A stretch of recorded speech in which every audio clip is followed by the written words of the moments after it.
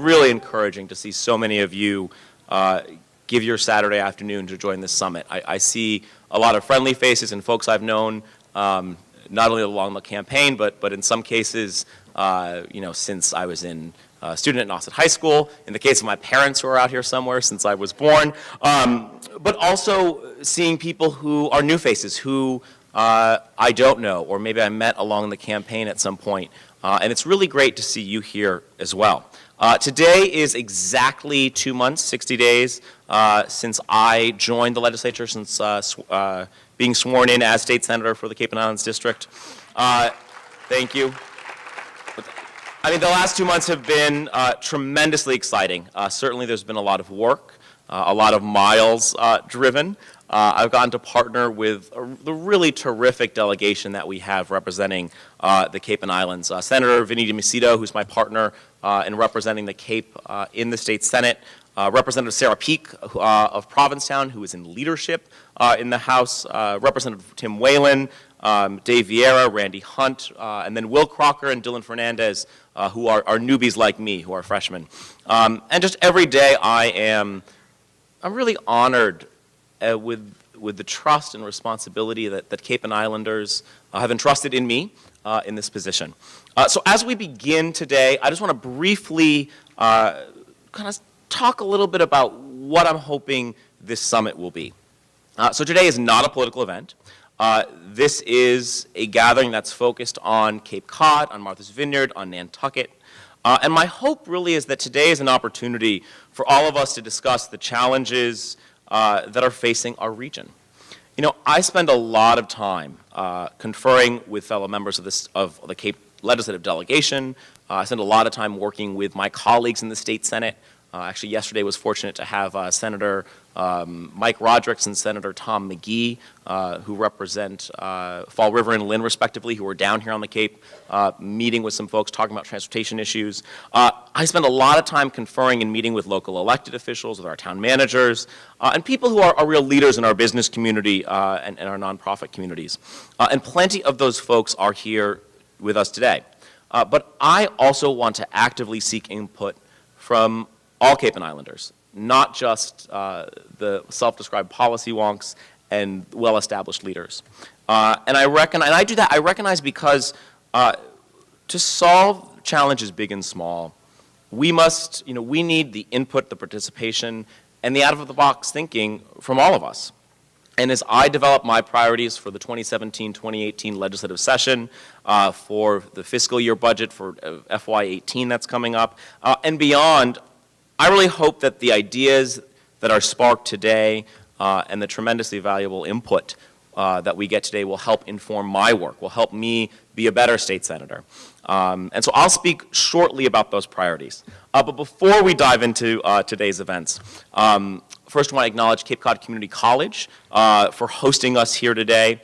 Definitely want to recognize a number of other folks who are in the room. Actually, there's a number of local electeds here today who serve as select people, who serve on our Assembly of Delegates, our public safety officers, and other dignitaries. I don't want to start recognizing the litany of names because then I will forget someone. But if those folks could please stand and we could have a round of applause for our local officials who are here with us today. You serve on a committee in your town. Thank you. Thank you for being here. Thank you. And I am thrilled that we have our hardworking Congressman, Bill Keating, who has joined us here this afternoon.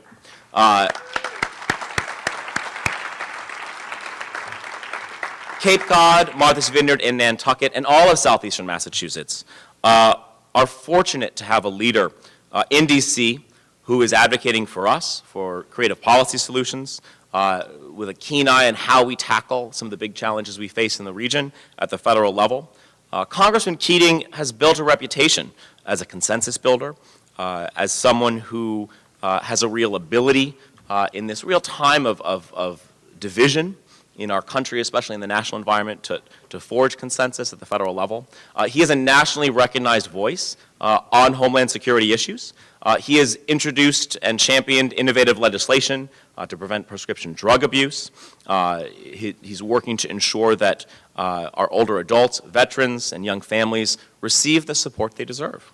And his office is also filled with dedicated professionals who understand these issues on the Cape and on the islands so well, and who do such a great job in helping him and helping all of us do this work. I know Chris Matthews is here today from his office. I don't know where Chris is, but round of applause for Chris and other folks who work for the congressman. And so I'm really proud of the work that my office has already been doing in partnership with the congressman. And I'm going to invite Congressman Keating up here to take a little time this morning to share his perspective on the national scene and the work that he is doing for all of us in D.C. So please give a warm welcome to Congressman Bill Keating.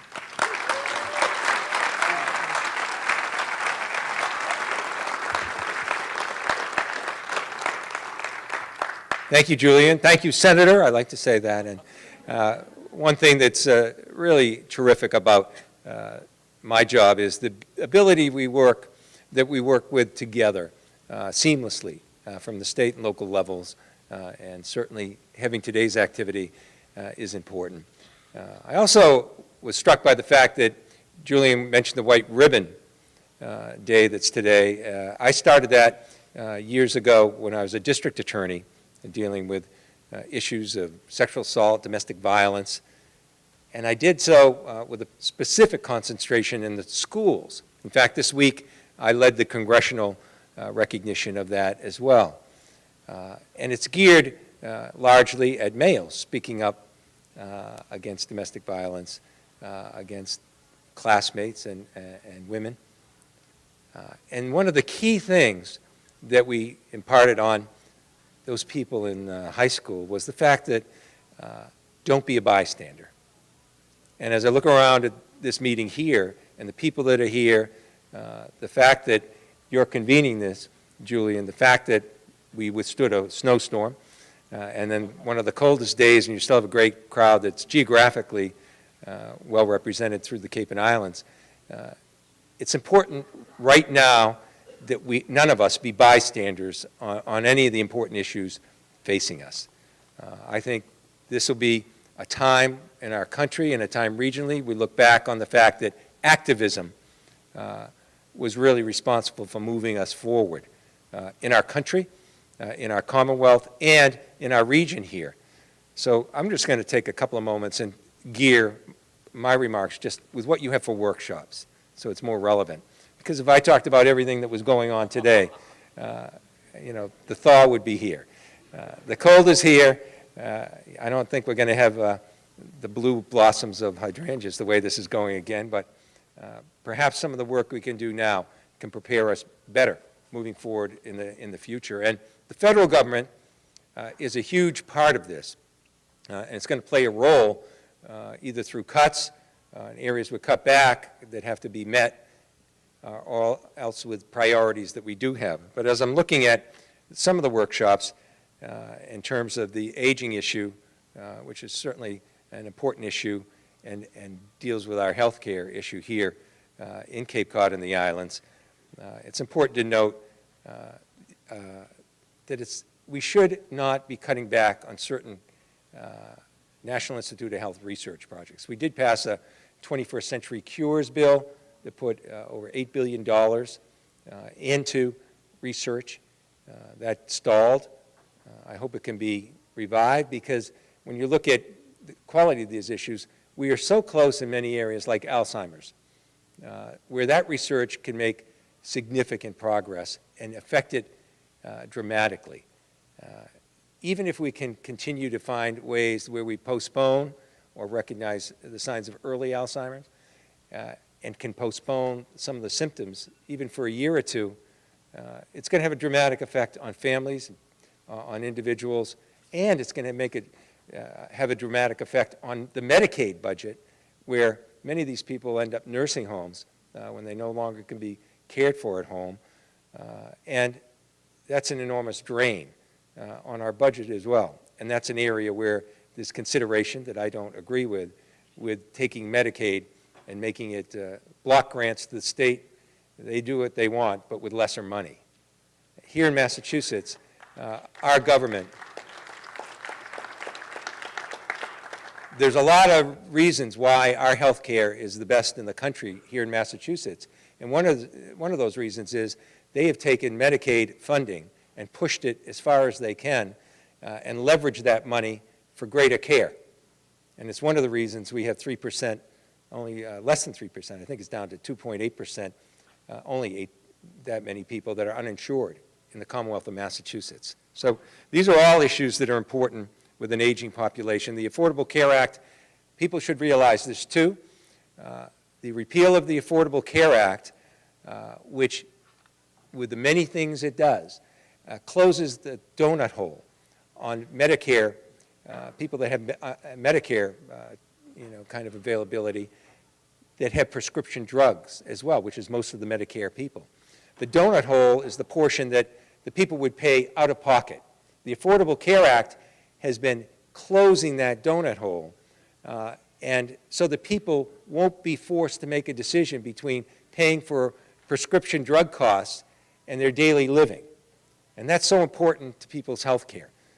We hear time and time again that people, particularly in other states where it's maybe they don't have the coverage they do here, where they're not taking prescription drugs and getting sicker and going to the most expensive place they can as a portal, the emergency room, or even worse. That will cost, it's being projected, the repeal of the Affordable Care Act will result in terms of the prescription drug coverage for Medicare people that have prescription drugs.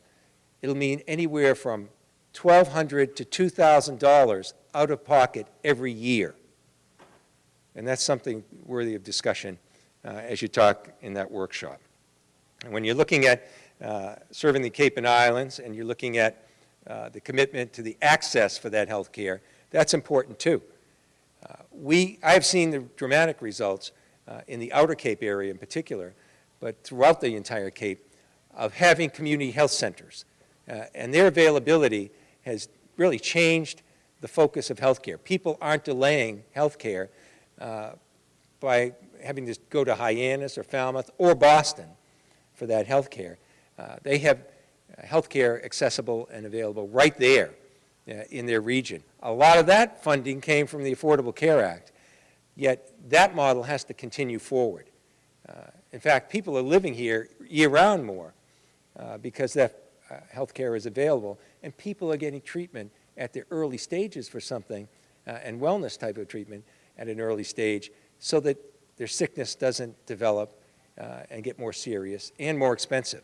So those are things to consider when you're looking at that. And as I mentioned before, Massachusetts is probably one of the best examples in that respect. It is in the entire United States in terms of the extent of that health care.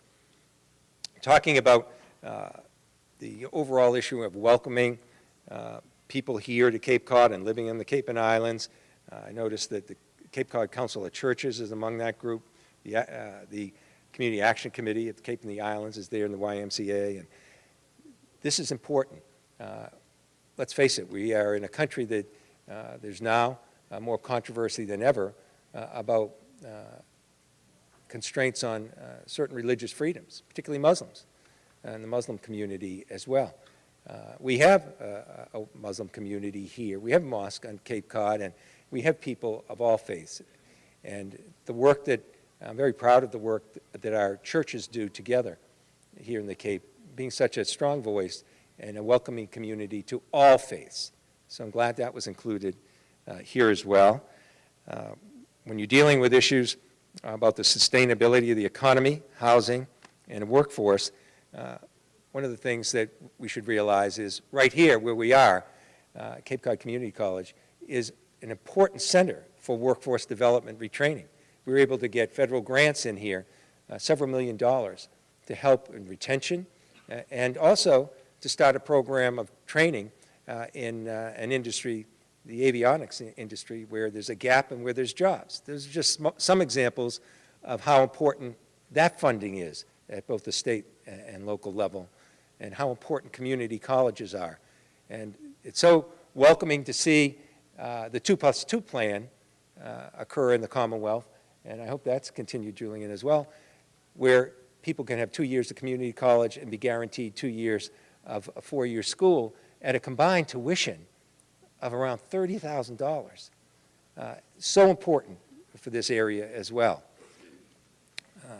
Also, looking at preservation of Cape Cod and the islands, this is just not an issue of historic preservation, but the fragile nature of our region here, where there's only one single source aquifer. Now, we know that we have the Conservation Law Foundation case over us, and we know those of us that can look back, that experienced what happened in the South Shore and through the Boston area with the MWRA, where the courts came in and said, I don't care how it's done, I don't care how much it costs, this is what we're going to do. And this is a huge economic issue, too, and the Chamber is aware of it, and other economic groups are aware of it. We have to make sure that we're doing this as a cost-effective way of approaching the nitrogen issue and the problem we have here.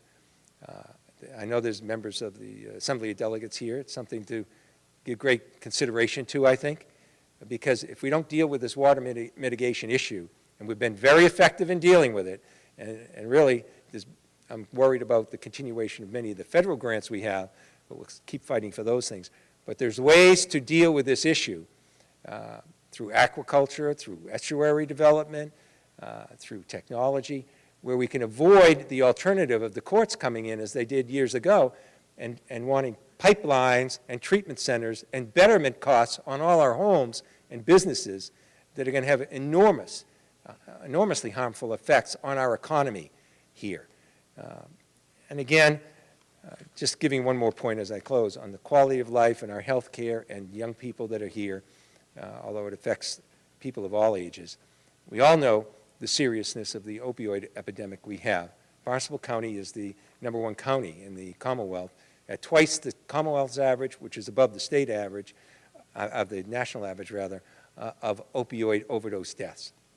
The Affordable Care Act played an integral part to combating that. And one of the most successful ways of combating it, because they provided coverage for behavioral health and medical health and medical assistance, drugs and things to help. And that was not the case before the Affordable Care Act. Not only was it not accessible under the programs or Mass Health or the exchanges, on the private side, about a third of the insurance companies did not provide that coverage. So one of the successful areas we've dealt with this scourge has been because that behavioral health and medical health treatment is there. And that's something to give great pause to when you're looking at discussions on the repeal of the Affordable Care Act, and if it does occur, what the state is going to be able to do to bridge some of these gaps. I know it's a wide-ranging amount of topics I spoke of, but I tried to gear them towards your workshops. The fact that we're here and the fact that you're having leadership and followership coming together on these issues now and planning for these issues is going to be critical. I don't know. I'll be fighting hard at the federal level against cuts that are now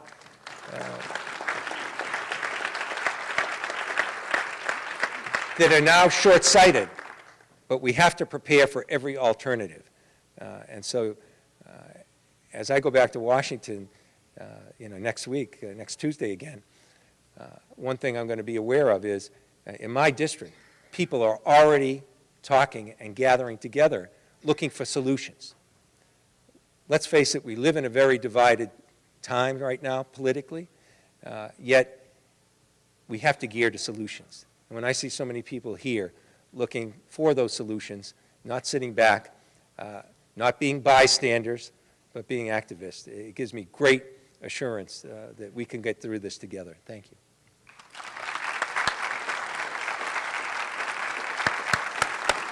A big round of applause for Congressman Bill Keating.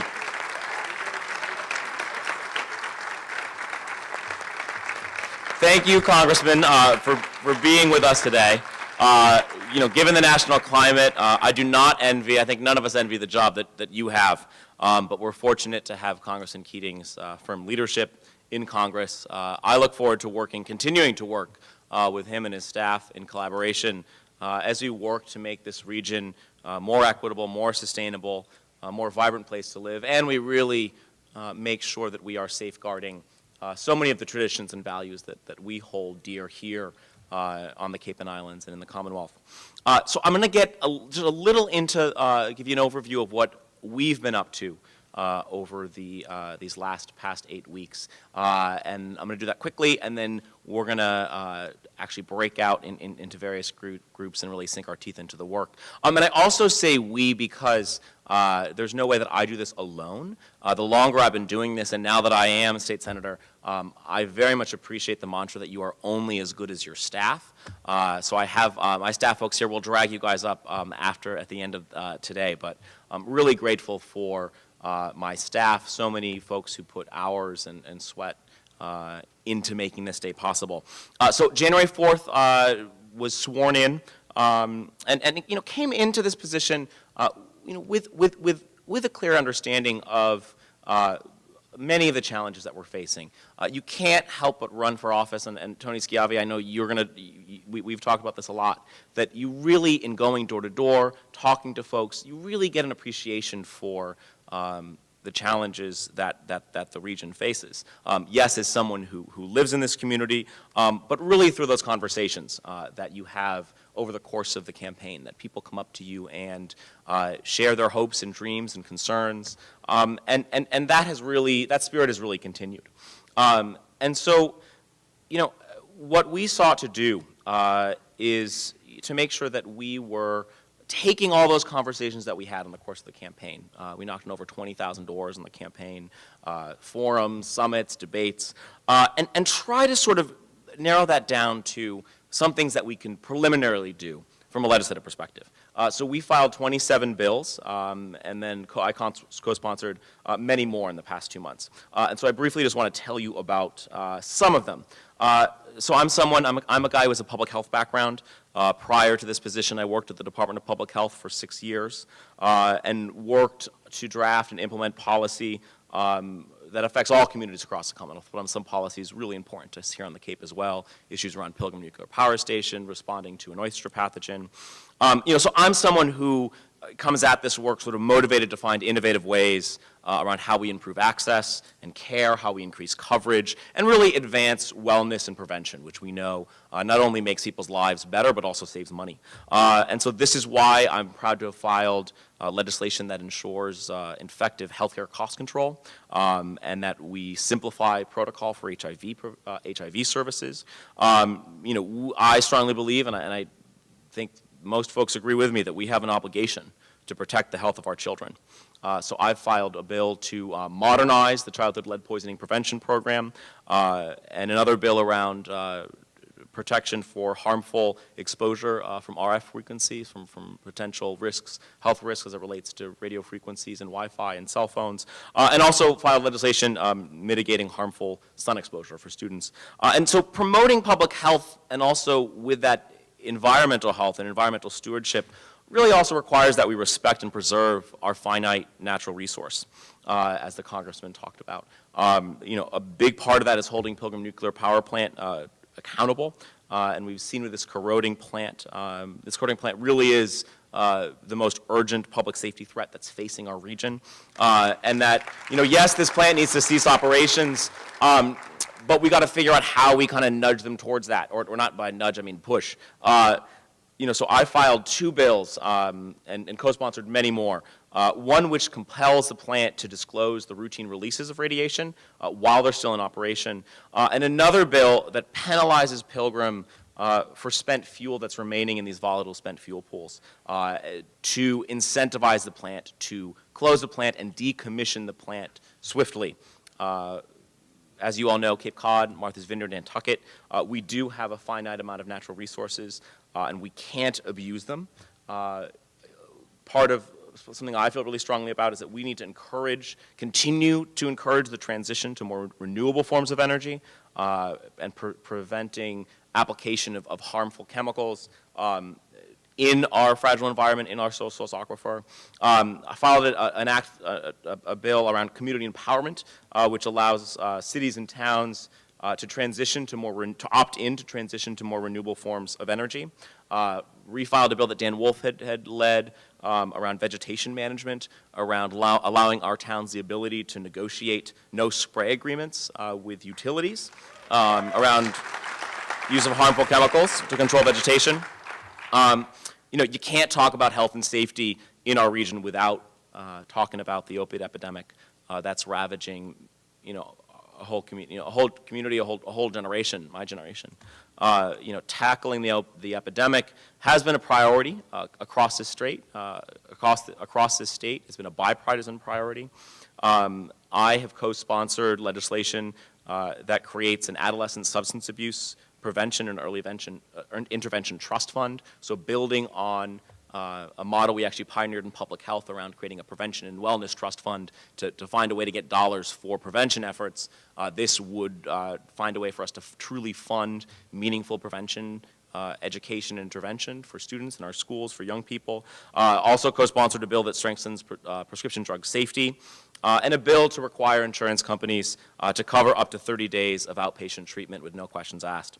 And so throughout this campaign and in the weeks since, we have the other thing that came up time and again was how profoundly unaffordable our communities have become, and have become in some places or are becoming.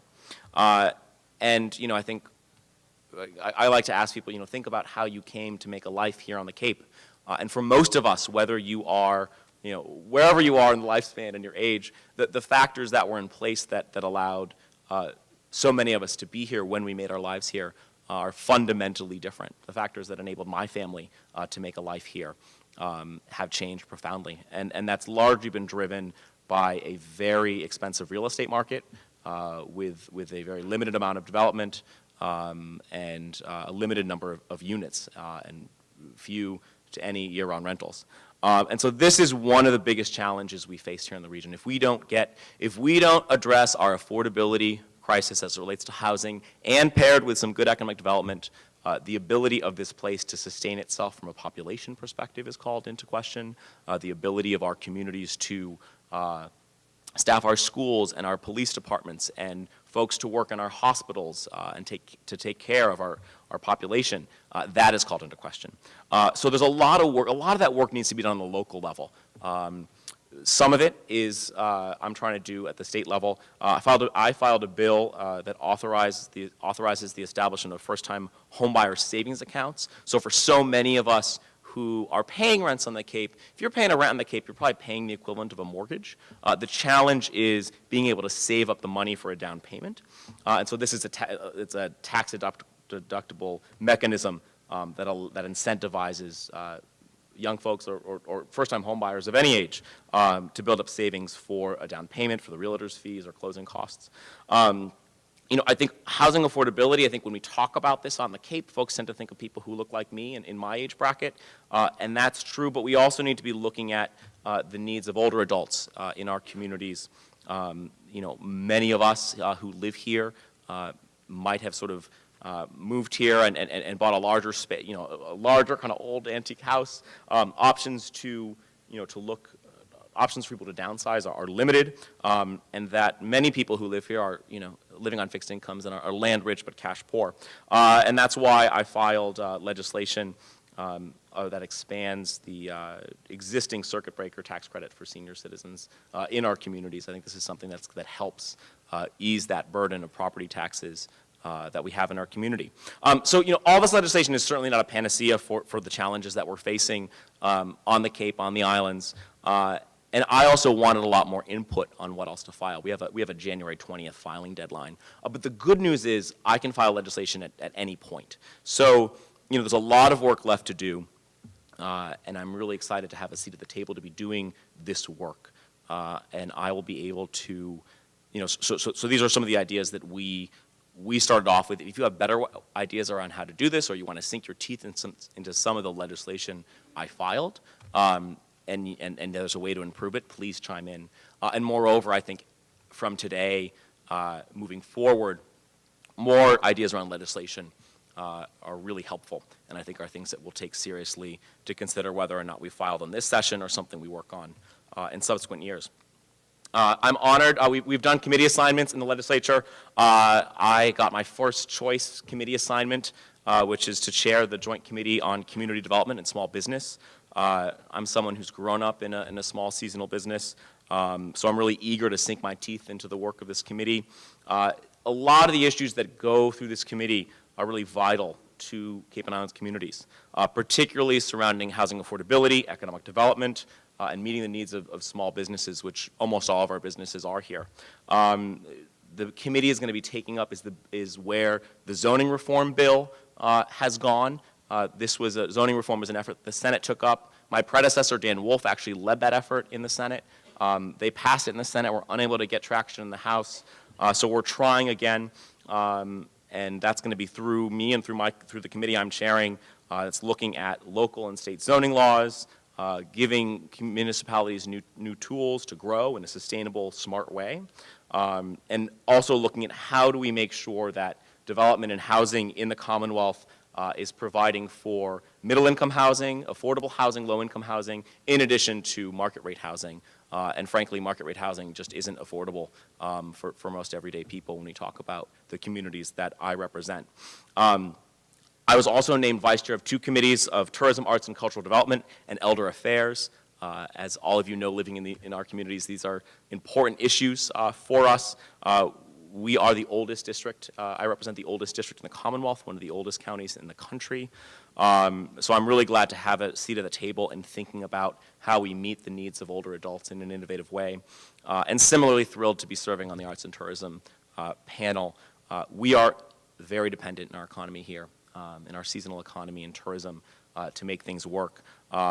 State support for tourism promotion has been completely inadequate. Tourism and services are about the 3rd largest sector in the Commonwealth, but if you look at the amount of money that we dedicate to promoting tourism, this fiscal year, the legislature appropriated $10 million. The governor actually cut that in half in mid-year spending cuts, so it's down to $5 million in a nearly $40 billion budget.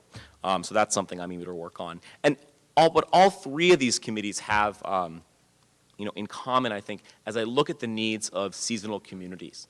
And one thing that I've been talking about, and this was actually an idea, I didn't have this an idea, but a local town manager did, and I've been running with it, is that if you look at the challenges that our communities face, so many of those are related to our seasonality, that we have maybe small or mid-sized communities that then balloon population 2, 3, 4 times their size, so that from an infrastructure perspective, we need, from an infrastructure and public safety perspective and services perspective, we need to be able to support the doubling, tripling of population that we have in summer months. As I was talking about the real sort of lack of promotion around tourism, and a real, the needs of how do you serve communities that are essentially, although we're seen as this beautiful, idyllic place for 8 weeks or 13 weeks out of the year, how do we really make sure that our communities are getting the services they need? So one thing I'm trying to work on is a seasonal communities initiative.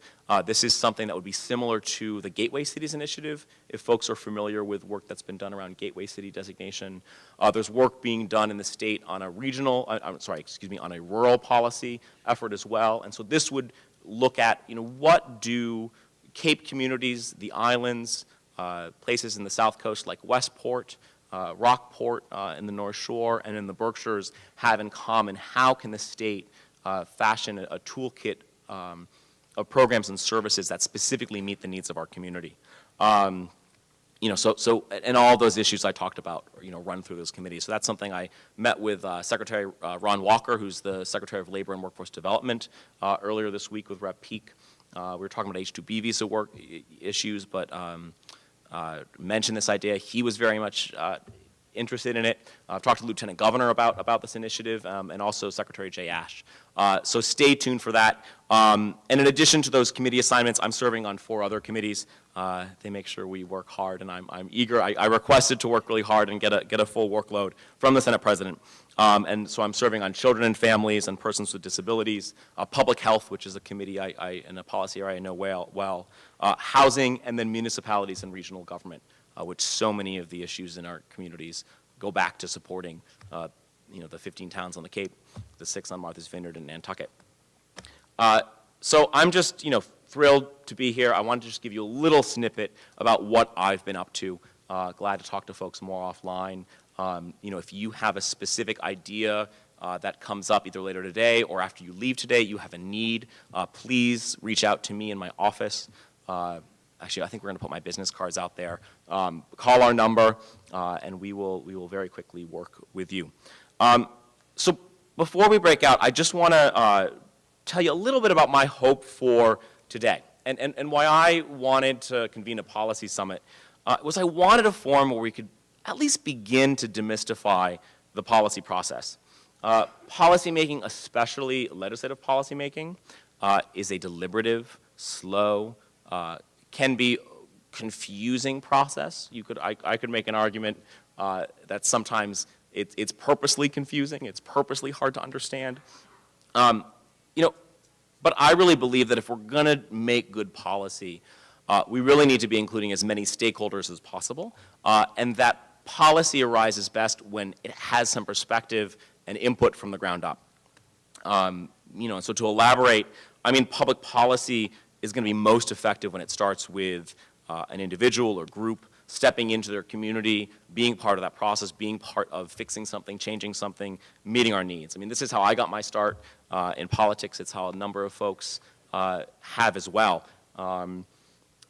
So I really want to have you think about as you're going into your breakout sessions, as we're having an opportunity to hear from community leaders and activists and teachers and experts, and listen to what brought you here today, what has motivated your interest in policy and the public good and solving the challenges we face. Maybe you're someone who's been doing this work your whole life, or you're someone who is here for the first time, and this is a little new for you.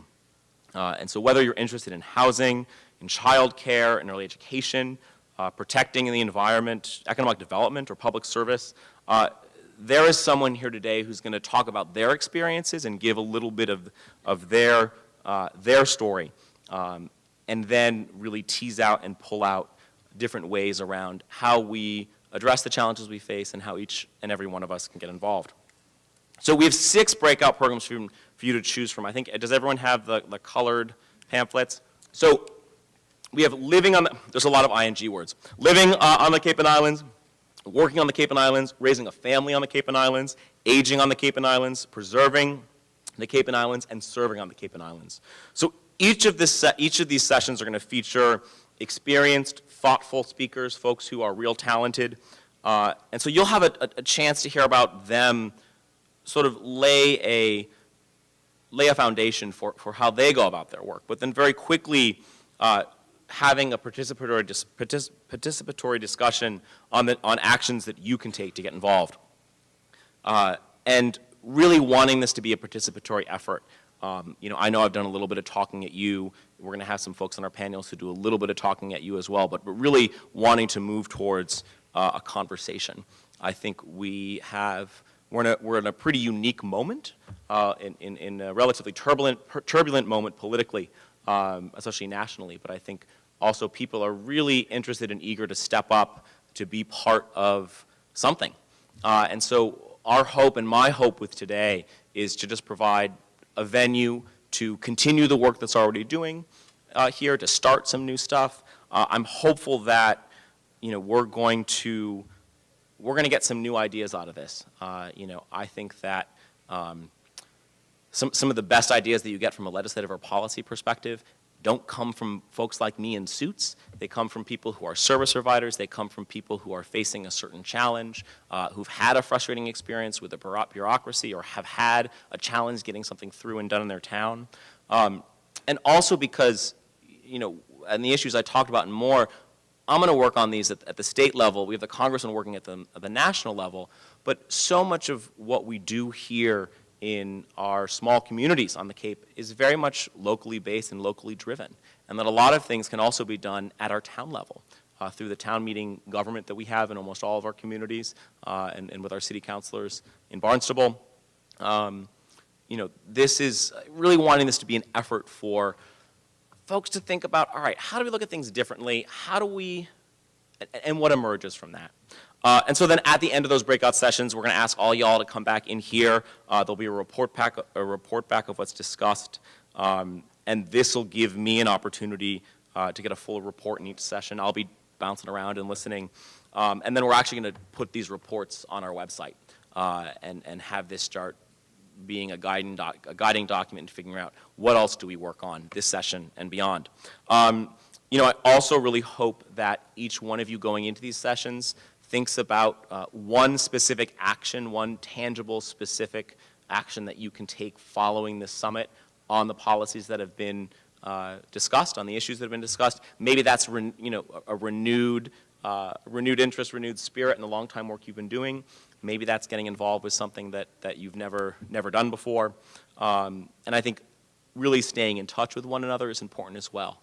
So please introduce yourself. Try to make at least one or two new friends here today. That is going to have as much of a ripple effect as almost any legislation that I could file. I, of course, got to push that through the process. So now without further ado, I want to invite our 6 facilitators up here. I want to introduce them to all of you. And then we're going to break out and really get to work. So you folks want to come up here? So we've got Mark Forrest, who is the white pamphlet. You want to come right over here, Mark, and stand in a row. And Mark is leading the session on working on the Cape and Islands.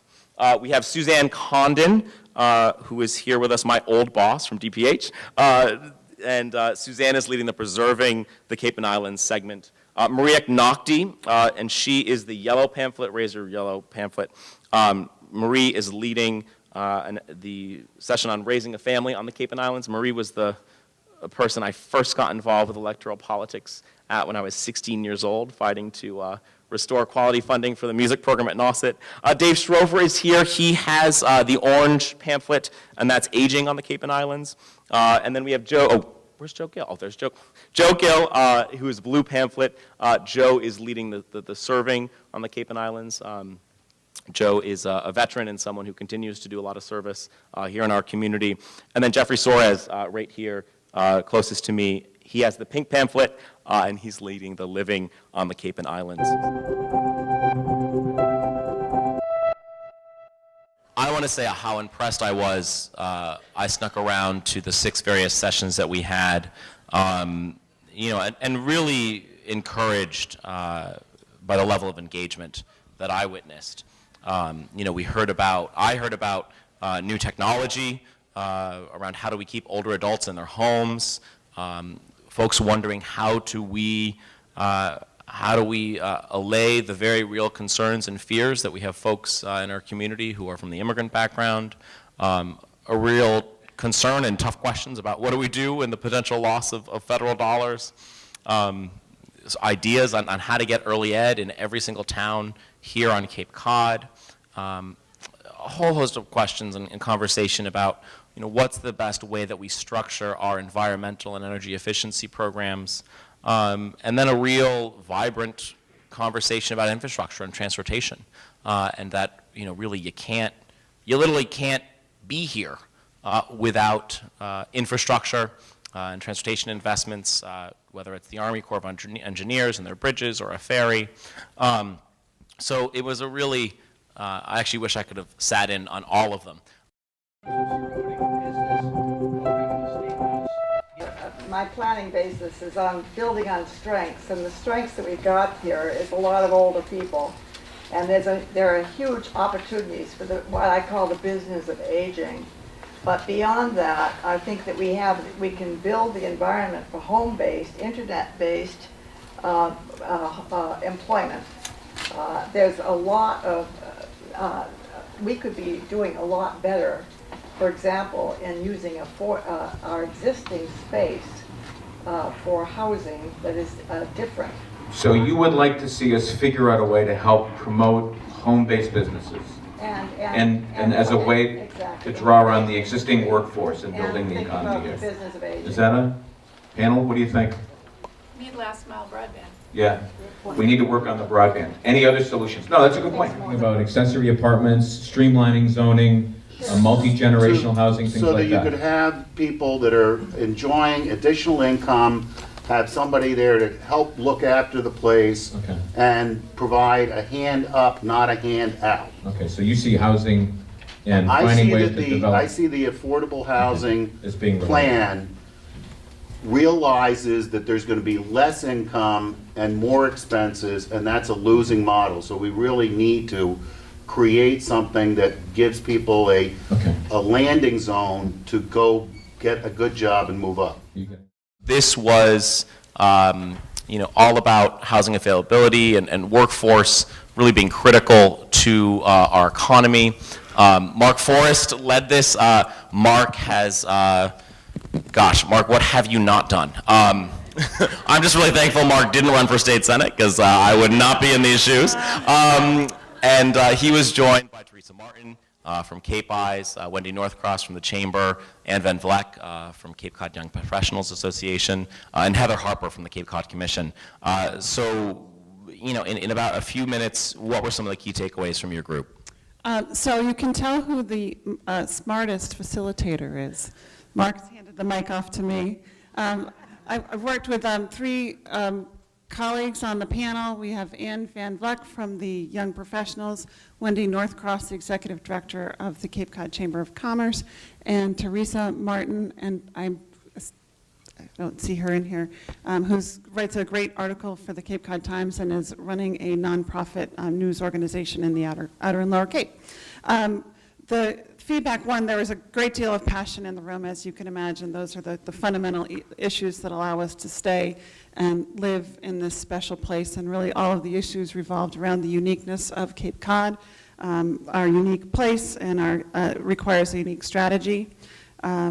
We are perhaps becoming less unique by having a housing monoculture where we have most of our housing stock is single-family dwellings. In terms of the workforce, it was clear that there's a need to focus on diversifying the economy, focusing on fishing where the fish are, recognizing the nature of our blue economy, marine-dependent potential, as well as finding a way to be more attractive to working from home and the need for infrastructure investment. So these are themes that I'm sure you'll hear throughout. The other is the need to diversify the housing marketplace, to have housing that meets the needs of life stages and lifestyles across Cape Cod. I'm pretty excited about the opportunity for that. The idea that the life stage and lifestyle needs of young professionals and seniors are very similar. Smaller dwelling units, near amenities. We know that more than 50% of the population nationwide wants to live in a walkable, livable community. If we can start doing some land use planning that focus on creating housing that meets the needs of those life stages and lifestyles, we're more likely to have the potential for a little bit more sustainability, and that really lends to the issue of recruitment. There were a lot of discussion about the need for more sustainable wages and making the seasonal jobs more attractive and possibly attractive to people who live here by improving the pay associated with those jobs. We talked a little bit about the need to sustain the H-2B visas to ensure that those seasonal locations are able to open every season. And then finally, the big takeaway, in order to keep this special neighborhood, community, Cape, unique, we have unique issues relative to our geography, the transportation network, and our wastewater infrastructure are both in vital need of support for funding, and those two requests and action items wove through infrastructure, housing, and the work environment. So all pretty, kind of easy lifts, right? You can take care of all of those. And then the big one, of course, is zoning, and rethinking the way we plan, land use plan. We had a land use plan in place for the last 40 years to address and preserve the quality of our environment, and that has played a role in the sustainability of our labor force and housing stock. We need to take a look at those land use decisions, revisit them. Huge challenge working with 15 localities to make that happen, but opening up a dialogue about being more flexible about the type of housing stock that we have on Cape Cod is key, and we may look to you for some legislative care. So, Mark, what were one or two sort of tangible, specific kind of new ideas or out-of-the-box thinking that might have come out in that group? Well, first of all, we've got 2 interns or 2 people helping us sort of chronicle literally everything. And I don't know if you're ready to give that to us, but you'll have something shortly that sort of lays out incredible detail. Many of the suggestions and some of the ideas, both in terms of big picture, but also in terms of what I would call low-hanging fruit, things that can be worked on relatively soon to help tackle some of this. What was one of the low-hanging fruit? Well, we had, I don't know if Seth Taylor is here, but Seth Taylor, a selectman from Chatham, had some very interesting ideas about doing something in terms of taxation policy to create incentives for supporting and utilizing more year-round housing. I think in our group, the whole affordable housing crisis sort of affects everything. It is critical in terms of economic development, in terms of jobs, having affordable places for people to stay. And I think the challenge for us is going to be, how do we expand the toolbox? Yep. How many more tools do we put in the toolbox so that we can help towns find ways to tackle this challenge? I used to be in the town manager's office in Provincetown. Provincetown now is in the business of looking to acquire property, trying to purchase property, because that situation has reached an incredible crisis. There's some tools on Nantucket, which we've got written down, that we think are tools that ought to be looked at and explored and may need some legislative help. Yep. So we'll have some of those recommendations for you. I think our group also sort of touched on some of the things we all hear about. We all hear about wastewater, we all hear about transportation, we all hear about the bridges. That's all reflected in our report. But what I was impressed with is just the diversity of local officials that we had in the room that are really wrestling with this. We had the planner from the town of Yarmouth there, Kathy Williams. We had other folks from Yarmouth, Mashpee. Virtually every town had someone there represented in the room and had some very interesting and helpful ideas for you. Yep. But I think those are just some of the initial thoughts. You know, and I think it's really important when we're talking about housing, affordable housing under existing, state policies sort of means a certain thing. And I think people, when we say affordable housing, they think a certain thing. And I'm trying to actually grasp, I'm trying to find a better language around this, because I think, talking about affordable housing and what we're talking about when we say kind of affordable housing in the broad sense, it's not really a fit for what's going on. I mean, really what we have is a housing market that's completely out of whack, and that we have a real need for middle-income housing, for low-income housing, and housing that's quote-unquote affordable, right? That folks who are making, between, 50% and 200% of area median income can afford. And so that's one thing that I'm really trying to work on, because, I think that, and I haven't come up with it yet, is it everyday housing? Is it housing affordability? But I think that the language that we use around this, when we say affordable housing, I think folks sort of envisioning, often envision sort of a 40B mechanism.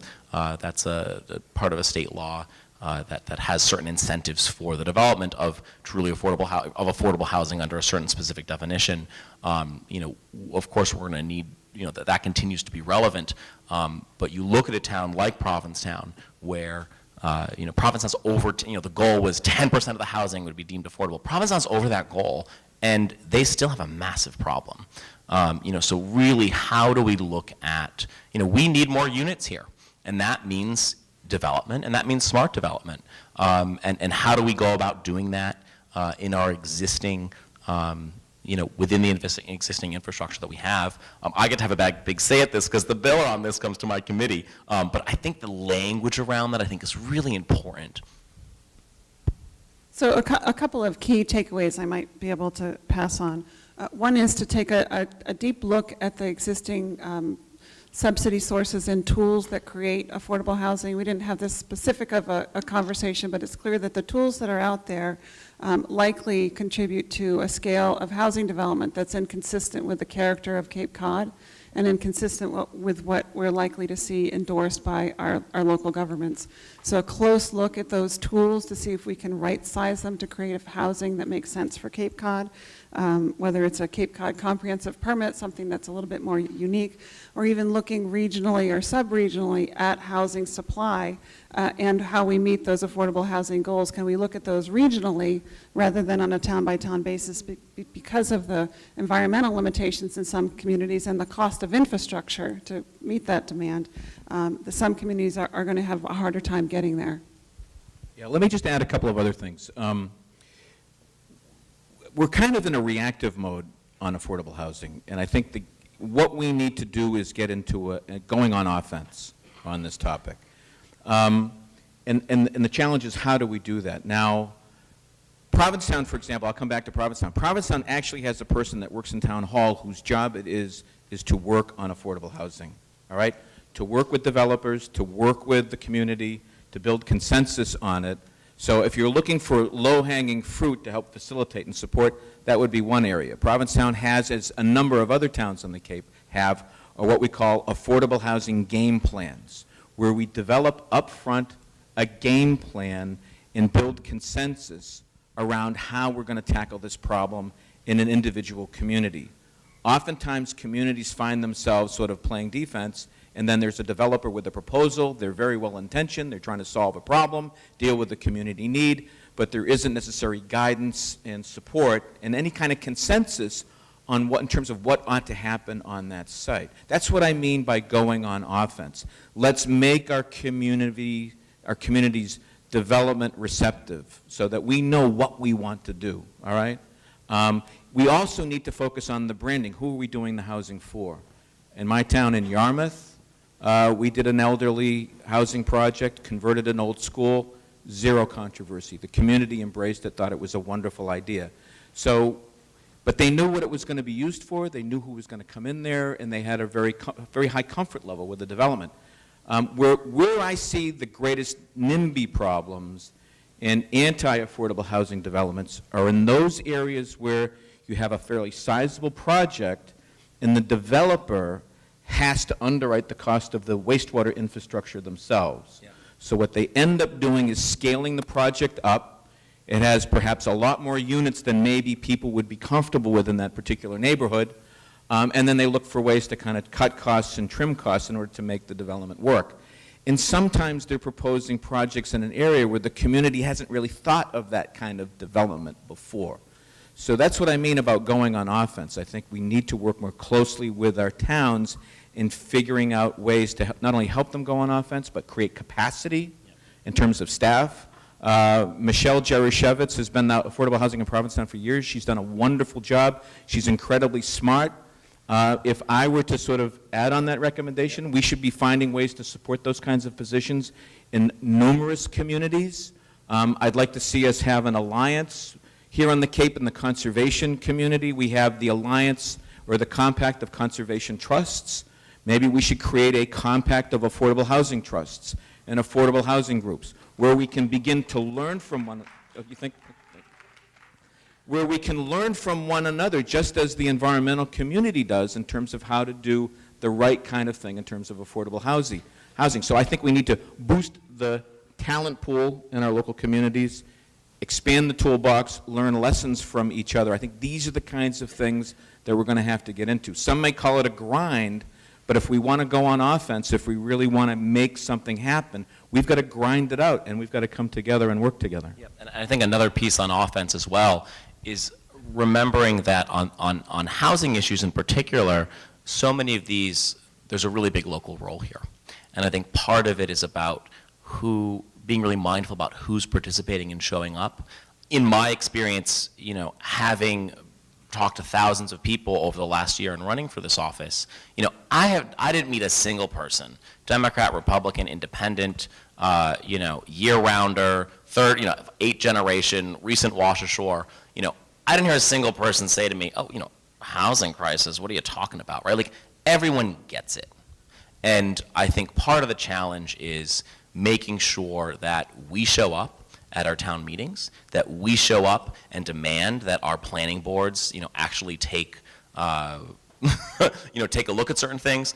In Provincetown, we actually had a lot of success with this Harbor Hill initiative. Why it was so successful? We organized for it. We literally did what you do in a campaign. We called every single voter in town, made sure they turned out. There were 500 people at town meeting. We're going to be working on the same thing in Truro. Actually, the planning board, is not really going along with the will of the town, actually, and we're bringing a bylaw directly to the voters. And this is something I'm publicly going to support for accessory dwelling units. So I think we've got to really be mindful that part of this is about showing up, and part of this is about participating, because especially a lot of the housing stuff, we can address sort of, directly in our participatory town meetings. I want to shift to living on the Cape. Heather, thank you. Wait, we're going living on the Cape. All right, and Jeffrey Suarez, who led this group. I'd like to find some sort of focus or program, something that is providing these kids, especially more lower income or marginalized kids, an opportunity for something valuable like that in their lives. There is a program at the Cultural Center. It's called Rise and Shine. Everyone's shaking their head up instead of signal. I'm new, sorry. Yeah, that's okay. No, I'm glad you brought that up because it's really important and it's a great opportunity to connect kids that to make better choices through the arts. And it's a wonderful program. Cultural Center, I highly recommend it. The Arts Foundation is a funder of it. Component of the Teen Achievers program is positive identity. It goes right to the root of some of the opportunities in self-esteem and how you feel about yourself. So we're teaming with the Rhode Island School of Design and an amazing project that they have there called the Human Project, because I think all the things that are going on in the world, if we can start with a common ground of being human. And in addition to that, Carol Wyckoff, one of the artists here, not only was she able to come and tell her art and career story to our kids, we felt that it was significant enough that even though our program has 54 kids, why not go and have that curriculum at Barnesville High School, because we have a tight partnership. And so what we did is we allowed all the students that were taking art that day to have a private viewing with Carol right there. So I think that there's so much opportunity with the talent we have and the gaps that we have in terms of schools having the art program to just be real intentful to get it to the kids. Well, I've been working, doing the same thing. I mean, technically we're a prevention council, so it's geared towards prevention of drugs and alcohol. But I think it's really important, like right now, especially with everything going on with the opiate epidemic. I mean, I was a member of the board way back, and I mean, I've just, more friends than I can count on two hands of, I've lost over the years. So I think there's a huge imperative for us to try to channel a lot of resources towards the prevention angle, as opposed to, I mean, recovery is super important, but in a lot of ways that money is always going to be there, and I mean, we need more whenever we can get it, but I just see, I mean, especially because I'm more based on the Outer Cape, and I mean, kids have nothing to do, nothing, and all they want is, their parents are working, they can barely pay the mortgage, so the kids don't have anything to eat until parents get home at 8 o'clock, so, I mean, it's like, we just operate as a sort of catch-all, but I think it's really important to try to lobby for more funding towards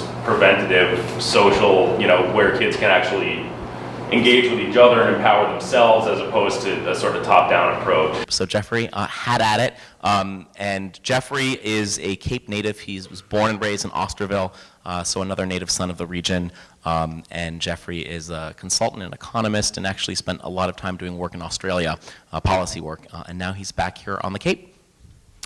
Hi, thank you. In the interest of fact checking, I was born on the North Shore actually, and I moved here. So technically I'm a Washes Shore, but I was 1 year old. Okay, so we had a conversation with some fantastic panelists about living on the Cape. It took an interesting direction. We kind of identified an underlying theme which we kept circling around, coming back to in something which I think gives an interesting prospect for some policy for how we address these types of things. So I want to start actually, one of our panelists, Edie, began with a poem from Maya Angelou, which I thought was great, and it has a really good line, which I think underlines what we're discussing quite well, and that was a poem, or the line was, "Nobody can make it out here alone."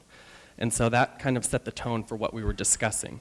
The idea, the concept which we kept circling back to, interestingly, was the arts. Obviously, one of our panelists was Julie, who was from the Arts Foundation.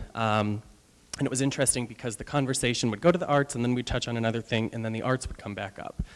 And so at first we were trying to make sure we don't spend too much time on just one topic, but it seemed that there were some interesting ideas about how the arts support living on the Cape, the economy that it creates, how this economy provides services and provides in general for so many of these other groups. So one of the concepts was how we support a year-round arts economy. This arts economy needs affordable housing for artists. It needs to draw people here in order to be artists here. We need to have studio space and access to studio space for these people that is affordable. A lot of people will potentially already have studios, so then they need merchandising opportunities. They need to be able to bring the art they create to the people and to sustain themselves in this economy. The next topic was, well, not the next topic, but a dovetail with that was how arts heal, empower, and help people express their identity. Another one of our panelists was from the YMCA and was talking a lot about the youth programs that they're doing.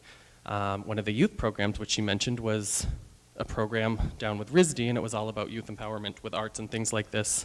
The Rhode Island School of Design. And the topic of identity and how it creates an identity, how it helps people express identity. Obviously, communities to thrive, need identity is a vital aspect of a thriving community. People need to have an identity. They need to own their identity, express it, feel that they're part of that community. They need to put that identity into the community. Obviously, with expression of identity, this touched upon our panelist, Colin, who was from the Community Action Committee. I always want to say, I don't know what I want to say, Community Action Committee. So he was a representative who works as a lawyer for the immigrant community here. It is a potentially well, not potentially, it is an underrepresented community because the nature of that community is often the point that they don't want to identify themselves because then there's some legal ramifications therein. So how arts, again, can support them and how it gives them access to this whole arts economy, this, just the general economy, how those tie in together. We started to get down into some action points, some real tangible activity that we could take for advocacy. There are some really concrete actions which I can address if we want to talk about those later. But I think that was kind of the overview. I mean, we talked about, I don't have my sheets right here, but we talked about a lot of other things as well. We talked about a lot of volunteerism on the Cape, how to get involved in volunteerism. We talked about, obviously, housing, which, we kept coming to that, obviously, but, that wasn't necessarily our discussion point, so we left that to the other group. But that was a huge piece of our conversation. Probably missing a bunch. That's what the report, the written report is. Well, we have it all recorded, and so we'll circle which back is to great. those. I think with volunteerism, we've got over 1,000 nonprofits on this peninsula, which is pretty incredible. And that I think nonprofits as well really are big drivers of employment. I actually went and visited a few entities. I went to Capabilities and Latham Centers, and just within the disability community, you're talking about hundreds of jobs. And these jobs actually are not, the best paying jobs actually, and so that housing then again becomes really critically important because, and it gets into how the state kind of reimburses and provides resources for the services and what you can bill. But really that housing becoming a huge concern, whether you're, the Arts Foundation of Cape Cod for your staff or the Latham Center or Capabilities or Cape Cod Hospital, which is, the largest employer down here and is also a nonprofit. I think we are really in a really turbulent moment.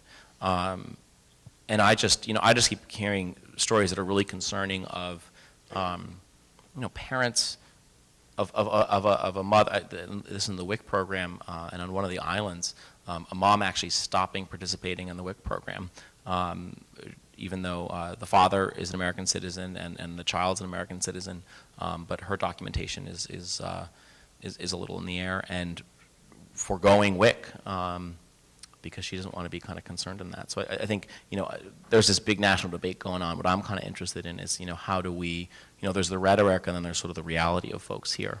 And I think it's really important that programs that we have, continue to have those supports for folks.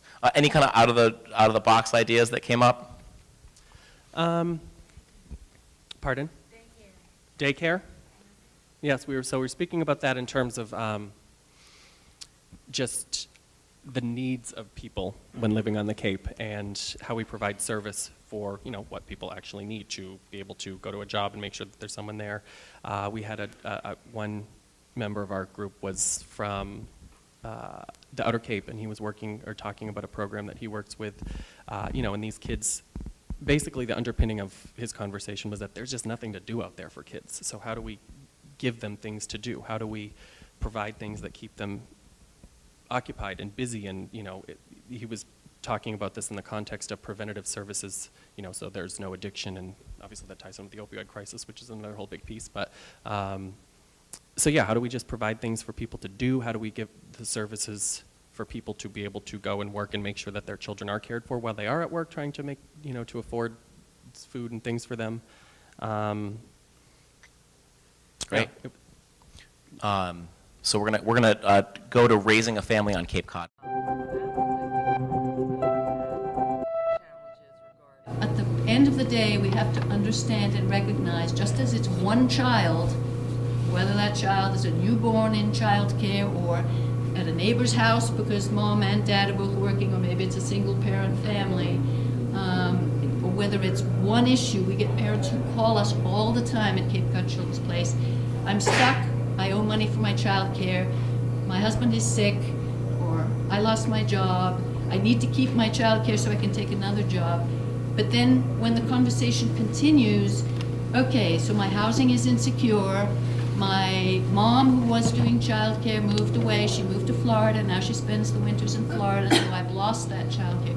It's all part of that same picture. And so this panel was led by Maria Knockley, member of the Brewster School Committee, long-time early ed and education sort of savant on the Cape and now in Boston. And she was joined by Elizabeth Aldred and Margot Weber and I think a few other folks. So Marie, raising a family on the Cape, what'd you guys find out? So I think some of the key points where we talked a lot about birth through 22. Because it should be a seamless transition from when a child is born until they supposedly age out of a system at 22. And that included the need, and it was very multi-pronged. But what we did talk about was that early education and care, we're going to try to eliminate the words daycare from our definition of what we provide for children at that early age, is that it is education, it is quality, and that it is a workforce issue. Children need it in order to succeed so they can continue to be, they can grow up to be a valuable citizen in our towns, but parents need it because they need to get to work. So in every aspect of the word, providing children with quality education from birth through age 22 and up is a workforce issue. Some of the things that we realized are kindergarten is not mandatory. There's a lot of talk about universal pre-K, but kindergarten is not mandatory in the state of Massachusetts, and there's a starting point right there. If you don't require children to go to school when they're 5, and then we keep talking about providing free education when they're 4, and none of it is mandatory, how does this all play out? So that was one of the things that we kind of talked about in terms of just a policy issue. The other policy issue is that everything is connected. We had teachers, we had a small group, so everybody had a chance to talk about their concerns and about their wishes and also about why they live on the Cape. We have amazing schools with pretty beautiful buildings in general in our public schools. I work for Boston Public Schools. There's 75 elementary schools, so my perspective has grown quite a bit from being on a school committee in Brewster and being in Boston every day. But housing is an issue, not just for the families who are living here, but for the teachers. We had 2 young teachers who don't have families yet, and if they didn't have, one had a connection to the Cape, one didn't. And the issues around housing and finding housing and finding a social life and living on the Cape and making a worthy wage when they want to give back to a place where one had gone to school and the other wishes to stay here and continue is an issue. So those were some of the other issues that came up. But support services. So special needs came up. That's where they're aging out at 22, and then the floor falls out and there's nothing, literally nothing for these young adults now with special needs. There's some work being done around that, but we know it takes years between the paperwork, the space, the licensing, to even get, and fundraising to get programs like that off the ground. We have some colleagues in Orleans who are attempting to have a program for young adults with autism in Orleans, and it's taking them many years to get this to fruition. They're making progress, but it's a process. And then the mental health services on the Cape are just not adequate. We're still going over the bridge for so many of our mental health services for young adults and young children on the Cape, and it's a crime. And then the reimbursement rates for services are also need major work and major fixing. So that was another policy issue around that. And the partnerships. So let's not reinvent the wheel. Let's think about what's going on in the state around best practices. That's happening right now around the UPK concept. We have lots of community-based programs that are of quality. Public schools don't want to get into the business of 4-year-olds and put them out of business, so it's about a partnership. But then there's the pay differential, which is huge. And so how do we solve those issues around providing quality care in a community-based program when the teachers make almost half of what a public school teacher makes? Yeah. So we realize that it's not a one-sided issue, that there's multiple prongs to raising a family on the Cape. You have to take into account transportation, housing, and supports for these families. They want to be on the Cape, but they also need to make a worthy wage, and they need to be in a community where the services are there for them as opposed to over the bridge, 20 miles away, 25 miles away. Thinking about there are families are moving off the Cape, so we have a declining enrollment in many of our elementary schools, so therefore we have space. Why aren't we thinking about providing the support services that a family needs in the schools, in their communities, as opposed to having to drive to Hyannis and then make multiple stops? They have to go to food stamps, then they have to go for their medical, then they have to go to Social Security, and they have to drive. So how can we utilize the spaces that we have, provide the services for families that are more local, and be able to have touch points at a more local level in a place that we hope will become a place that they come to for more than just the education of their children? Yeah, I think the fragmentation of existing services, certainly is a challenge here. It's even more of a challenge if you live on Nantucket or Martha's Vineyard. I think that that there's increasingly talk of trying to get some mechanism to fund early ed at the state level. This is one of the best investments we know to make. From an attainment perspective, from an educational perspective, from a health perspective. Massachusetts had a ton of success by implementing an early intervention program in the Commonwealth that really, for 3-6-month-olds through toddler, having interventions with children who have developmental or speech delays has really made a difference and really saves money later on in the educational system, let alone providing more opportunity for that child. But siloing the departments of ed, we had someone who works with the BU's master's program of social work right here at Cape Cod Community College, and we talked about the needs for higher education to be closer, and then the need for higher education to actually not convince students to not go into education, or at least not to go into early education. It happens so much. Programs are eliminating their infant toddler, graduate or undergraduate programs, so we don't have access to teachers for infant toddler classrooms, of which is our greatest need, because those are the families who are going back to work. Children are just born. Less family child care providers on the Cape than there were, say, 10, 15 years ago. So how do we build up the services that are needed, but then how do we connect with higher ed so that they can you know. And how do we make sure that the jobs that we're asking folks to go into, you know, are pay a wage that you can even afford to live here? You know, a huge challenge, and something that, you know, my cohort's going through this. I'm not having a baby, I don't think, anytime soon, because I've got this big job, but all my friends and my whole cohort, one of my best friends is pregnant, my other best friend just moved down here. And actually, she got a job at Orleans Elementary School, working as a speech and language pathologist, but literally, and they're moving kind of mid-school year, literally, though, her husband's going to stay home to provide childcare, because it's basically, if they do the math, it's basically cheaper for him not to work, at least in the off season.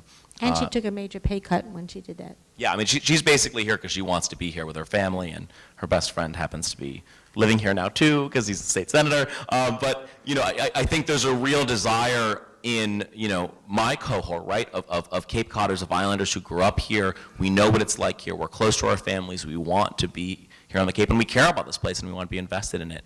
But you know, continuing to support our great schools and having childcare really makes a difference, especially because, you know, as we're having longer seasons, as those of us are moving into more sort of year-round opportunities, it's different than you know, certainly how, you know, I was raised, where, you know, I had full-time parents half the year because they had a seasonal business. The policies that stand in our way are also for being able to provide some of the wraparound care. We talked about the fact that if 4-year-olds are in programs or provided with a universal preschool model, after-school programs are not licensed to take 4-year-olds. So something as simple as changing the licensing regs for after-school programs to let them take 4-year-olds would help to deal with the kind of issues around before-school, after-school care within a context of a seamless system. And those kinds of things stand in our way of providing those seamless services to families. Yep. So, you know, nothing stands alone, nothing is siloed, and some of the kinds of really the minutia of little things that are policies, licensing policies, could stand in the way of providing the services that families need. And that's why there are more children now going to kindergarten that don't have any previous formal education at all anymore, because they're staying at home, whether it's because of economics or issues around work. They can't get their kids to and from school. Yep. So we're going to talk about aging on Cape Cod, and Dave Schrofer, who led this panel. Dave has had a vast amount of experience, including a one-time congressional candidate, almost became a congressman in Connecticut. You know, you don't get mad at someone that can't see what's going on, but when people are cognitively impaired, because it's not so visible sometimes, we expect them to behave more normatively. And so until we are all educated in understanding that cognitive impairments are disabilities, and if we believe within our community that people with disabilities, you know, should exist, we have to figure out how to stretch that time that people are in their homes. You know, and how do we do that? And one of the things that we do know, and this would probably be true, you know, over whether someone is impaired or not, is that, you know, in communities that are really tightly woven, and or families that are tightly woven, some of these issues just kind of fall away because they get a ride from their neighbor, or their son takes them to the doctor, or so in trying to figure out, you know, a very cheap alternative, and this is one of the things that we've been working on, is how do we bring families together? How do we say, okay, with this impairment, not everyone can do everything, but every person can do something? And I think if you think about that around aging, and you're talking about the healthy aging, the problem with healthy aging and dementia friendly is they may not be so friendly with each other, right? Because everybody has their own kind of silo and agenda, and things get fragmented when we look at these issues around healthcare. So how do we actually weave a better fabric in our community so that we know our neighbors? Like I was thinking, one public health thing that we don't really think about is, it used to be that if somebody needed food, you'd take something to them. And Provincetown still has some of that. We were caring for my mother. I could call my friend, she could come over. So Dave, what did you guys talk about, and what are some interesting takeaways? Well, first, thank you for creating this. I've been listening to everybody else, and I'm thinking there's such a connection.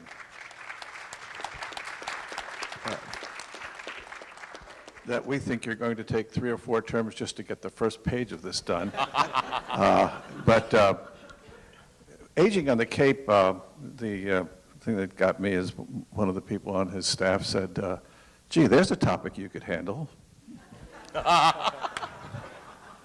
So here I am, and it all boiled down, as one person on the panel said, to transportation is one of the worst things that we've got to deal with the aging on the population. We also had a person who was talking to us about Alzheimer's. And there seems to be levels, I'm not sure I'm using the exact right terms, but there's in effect young aging, which of course includes me, middle aging, and then very senior aging, and very often that's where Alzheimer's is the worst situation. So you kind of have to break it into the needs of the different groups. We also had someone from Nauset Neighbors, which is part of a nationwide program called Village, Village something. Is he here? Dick out. Village to Village Network, thank you. And that network has only 3, one on Martha's Vineyard, one in Nantucket, and the one that he was from, which covers the territory from Harwich out to Wellfleet. And this is a group of people who are volunteers and help primarily the aged to become more mobile, to be able to get to doctor's appointments, to be able to even to visit friends and what have you.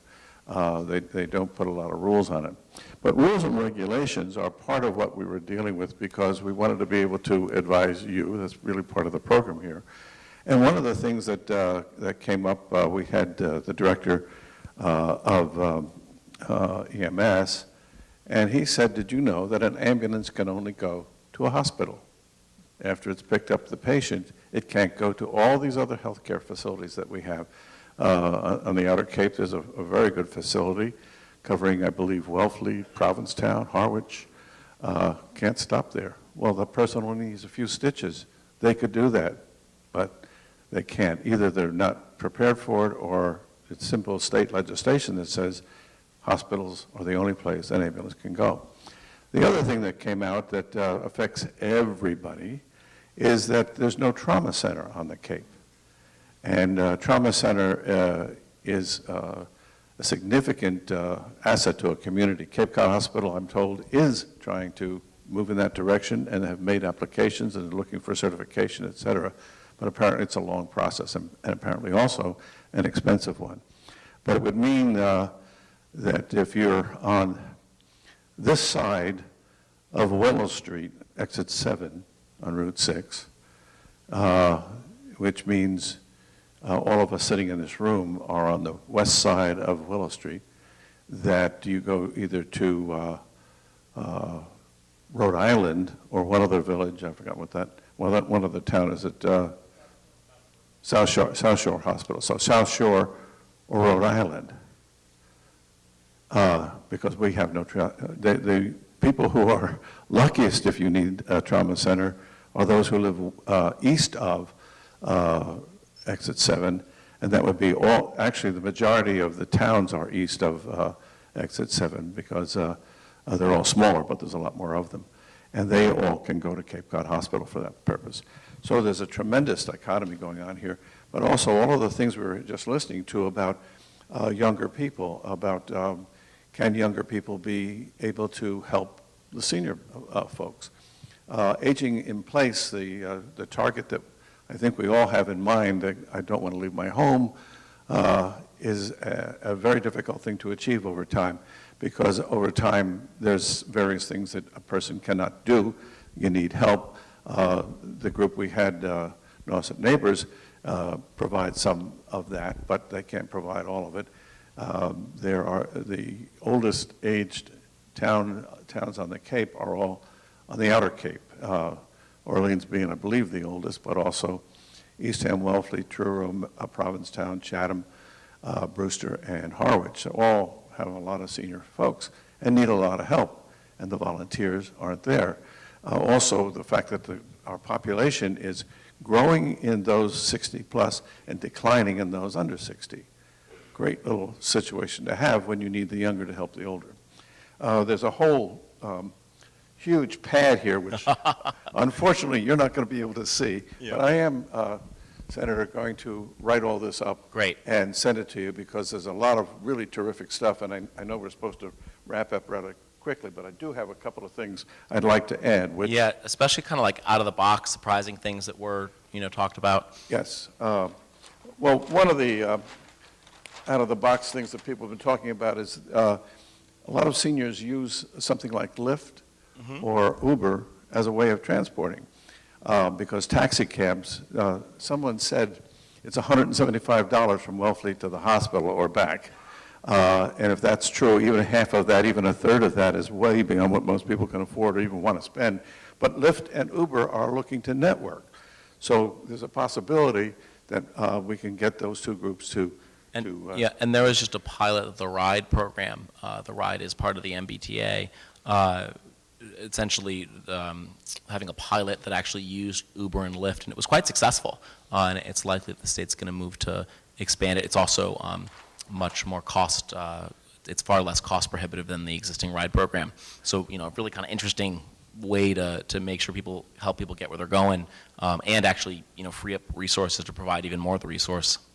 And I'm on the Regional Transit Authority, and we have a program called Dial-A-Ride, and that program, we have dedicated buses to it, but it is heavily demanded and difficult sometimes for people to get the rides where they need, when they need.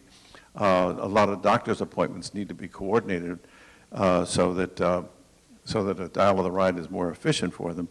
But there's a lot more to be done on that, and I certainly plan to take that back to our board about how we can be more efficient and to relate to all the other possible services, and perhaps we might be the organization that could work best with the others. So the rest of it, I will put in a letter to you, and I'll copy my panelists before I send it out so they can comment too. Thank you, sir. Thank you, Dave. Also want to recognize Sheila McGinnis from Seashore Point, who also participated and joined the panel.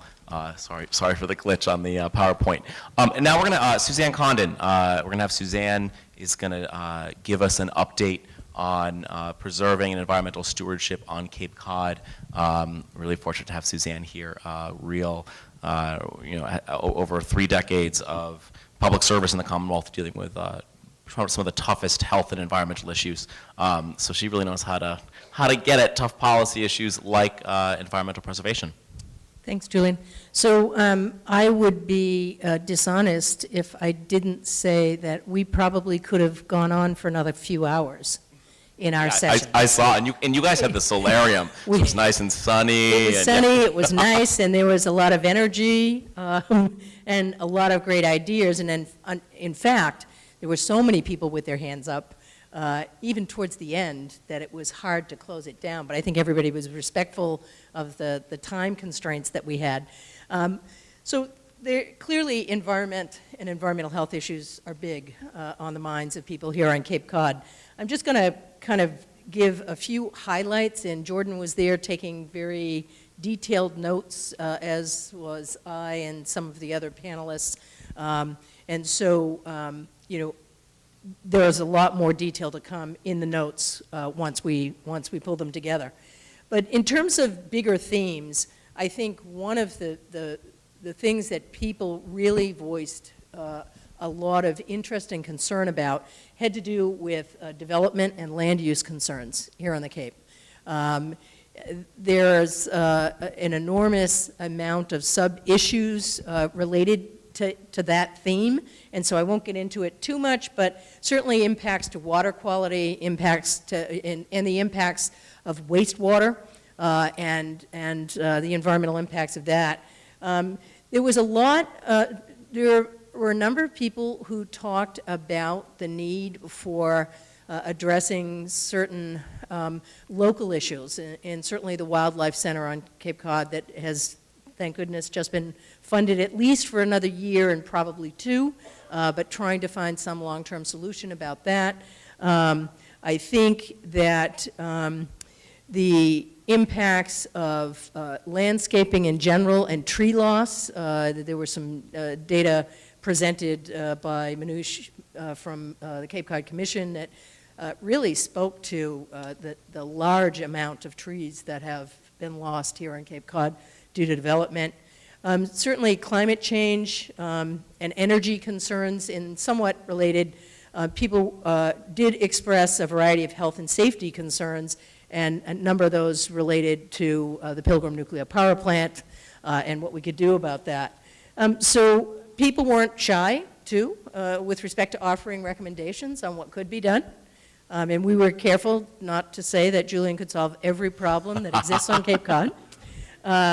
But we have high expectations. So I think people really liked the idea of supporting some of the legislation that you've proposed, Julian, or at least co-authored, as well as new legislative initiatives. And I just say a few of those: zoning reform, carbon pricing, the tax credit for sustainable energy, increasing access to renewable energy, larger incentives for solar carports. There was some discussion about the amount of land that's used for ground solar, and I'm going to speak about sort of a concern challenge for how we might address that in a second. And then really trying to look at climate change adaptation planning and management, and I actually reminded people that you and I were still in the same office when we did that full local assessment, so we could start there. Yeah, on the solar panel piece, actually, there's an example of that installation here at the college in a parking lot. There's also an example of them at Kronig's Market on Martha's Vineyard has installed them. And they're actually quite popular because when it snows, the spots are open and it's generating electricity. Right. And one of the concerns, though, is that they cost more than ground. Yeah. So trying to come up with some kind of incentive for developers to use the carports would help. The concerns were, again, related to drinking water and water quality, and just an overall sense of the importance of water to people here on Cape Cod. I think there's a lot of concern about a variety of different issues that all come back home to water. The importance of water to the economy, and people talked about, one woman raised an issue of the fact that we don't really have an economic picture, if I can characterize that well enough. We don't have an economic picture of home values and such as it relates to water or the lack thereof, or water concerns, and that this has been done elsewhere, and it would be nice to see some of that happen here on the Cape. There was also safety issues related to air monitoring and at Cape Cod, at Pilgrim, as well as the amount of spent fuel that's stored on the facility. And you and I have talked about that. I think one of the last things I said before I left government was I was worried about the biggest hazardous waste site in the state being left in Plymouth and its impacts here. And then the lack of funding presently for the Barnstable County Lab, because they could do a lot more. They have instrumentation, they have tools, but they don't have people. So what we could do about that. And then the challenges, too, were thinking about federal impacts to state and local budgets. And, as it relates to the Barnstable County Lab, one of the things I mentioned is in the current federal proposed budget, the president's budget, it eliminates a variety of different programs, but it eliminates all beach funding across the states. And so, our old office used to provide significant funding to the Barnstable County Lab, and that funding would go. And so who's going to replace that, as well as the electronic data system that accompanies it? So all of these things are going to have a tremendous impact. There's a lot of concern about uncertainty at EPA and how that's going to impact us here on Cape Cod locally. The complexity of issues is a challenge. I mean, some of these issues are huge, and how can we make a difference here on the Cape in the world, while the rest of the world is spinning around us?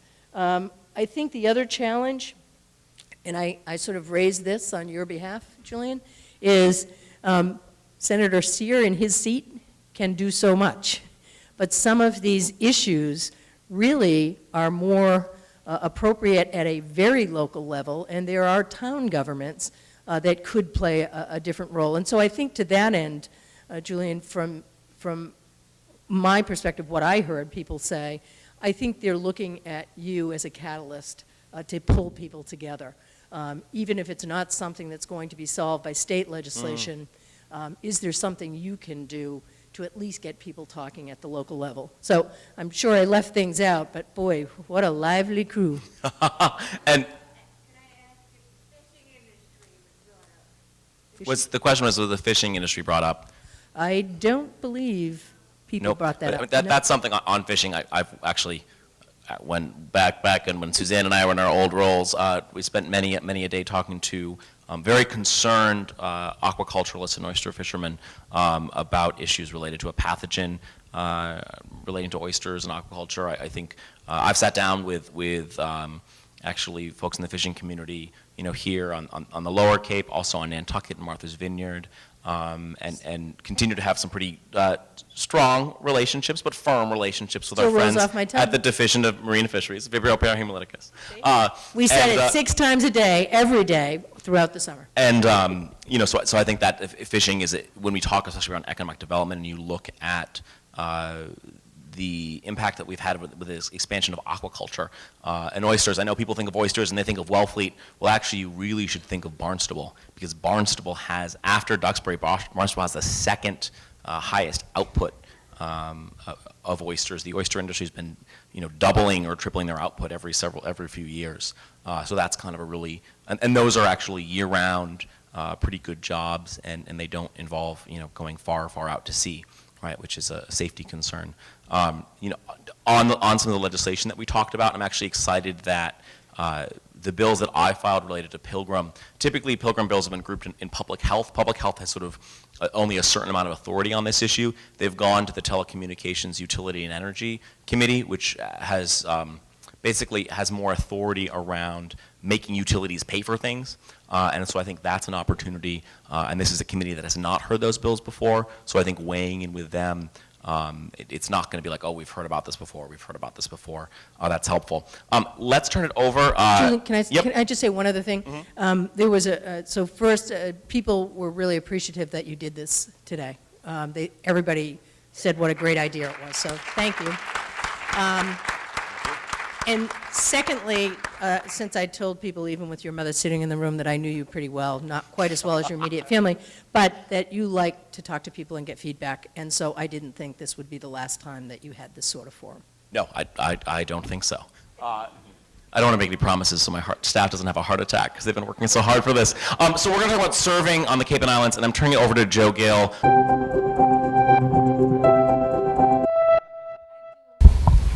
How do employment opportunities or lack thereof figure into this in terms of homelessness? Is it that the homeless population is so mentally distressed that they're unable to work, or is also part of the problem that there isn't work that's available so that they could possibly, I don't know, find some kind of, or help find some kind of housing? I can start that off. I think, the solution to homelessness is for people to have an income, right, mm-hmm. of some sort, so that they can afford afford housing. And there are sort of 2 different ways that you get income. One is by working, or the other is because you have a disability, you're eligible for benefits and other resources that might allow you to access housing. Interestingly, at the Noah shelter is now called St. Joseph's House. You know, they're run by the Catholic Social Services now. About 450 people cycle through the St. Joseph's House over the course of a year. The vast majority of those people, 75% of those people, are there for less than 2 weeks. So we have this image of people who are homeless, who are vagrants out on Main Street, untreated mental illness, raging addiction, all of those things, when really people lose their housing and they're in crisis and they just need some short-term assistance to get back on their feet.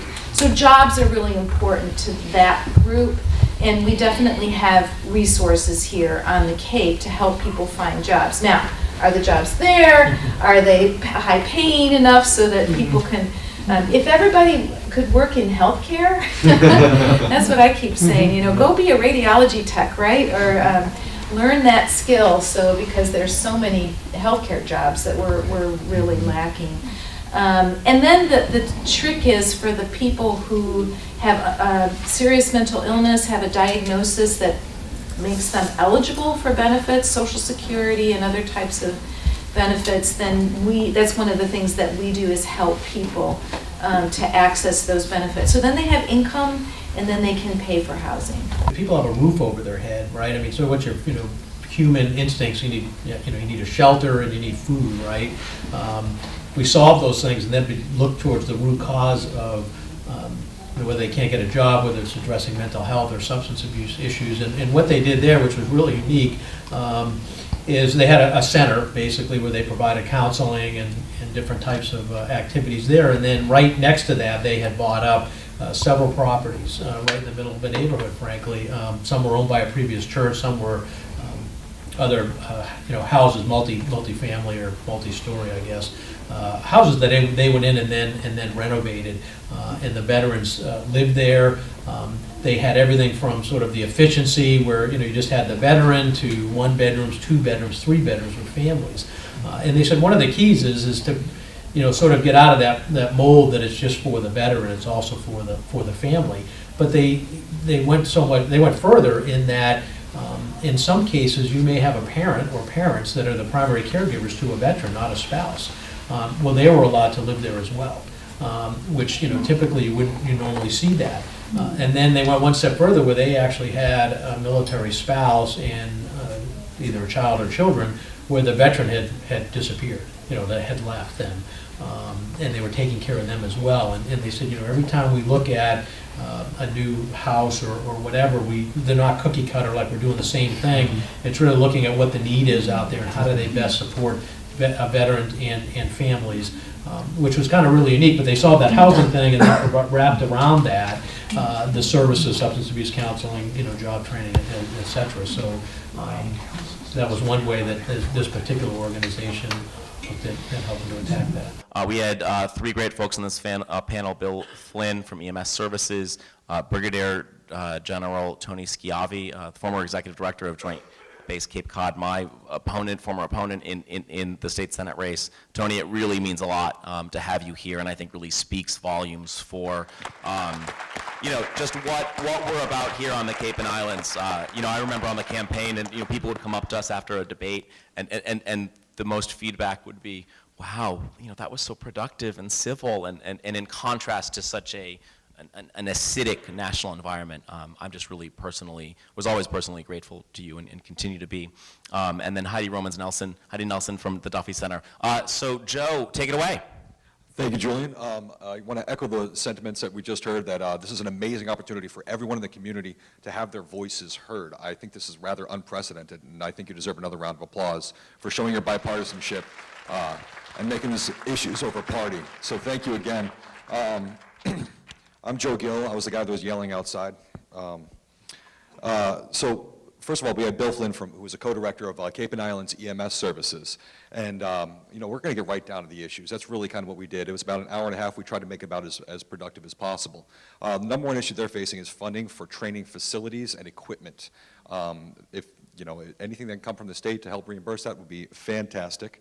And then also ensuring that all of our EMS professionals are equipped to deal with crises as they arise. They do a great job. It's great. The attitude that Bill had was awesome. He said, you know, we're EMS folks. We always got it under cover. We're fine. But so there's always that adapt and overcome mentality. But we do need funding to ensure that the folks that we have that are serving our underserved folks, they tend to be a feeder organization for these larger facilities like the Duffy Health Center, the Cape Cod Hospital, and they see folks of all spectrums, all ages, all abilities, and only when they're having a crisis. So we need to make sure they're prepared for that. The unique idea we had out of that is adding Narcan training to CPR training to try to tackle the opium epidemic. I think that was a great idea that, that Bill brought up. Moving on to... Did you guys talk about injectable Narcan at all? We didn't really compare or contrast. That's a conversation I was actually having with the Yarmouth Police Department and others. With now that fentanyl is basically so much more present and really causing a lot of these overdoses for first responders, having an injectable Narcan might be a faster application, and then when seconds and minutes really make the difference, might be something that. So I'm going to poke around and try to find out. Correct me if I'm wrong, Bill. I believe that paramedics are able to do injectable. Yeah. Yep. Excellent. Our next panelist was General Chiavi, and he talked to us about issues affecting veterans. And you know, there's a lot of overlap with all these committees. Affordable housing is an issue that affects everyone, but particularly veterans. So ensuring that they have jobs, housing, and health care. The Cape Cod is not really considered a remote place, but we all know that in actuality it is. And I know from personal experience that if I wanted to utilize my VA services, I have to drive all the way down to Providence or Brockton.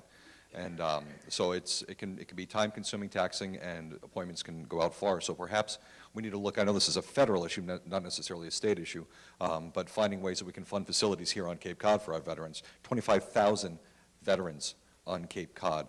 Another huge challenge is identifying those veterans, particularly young veterans, female veterans.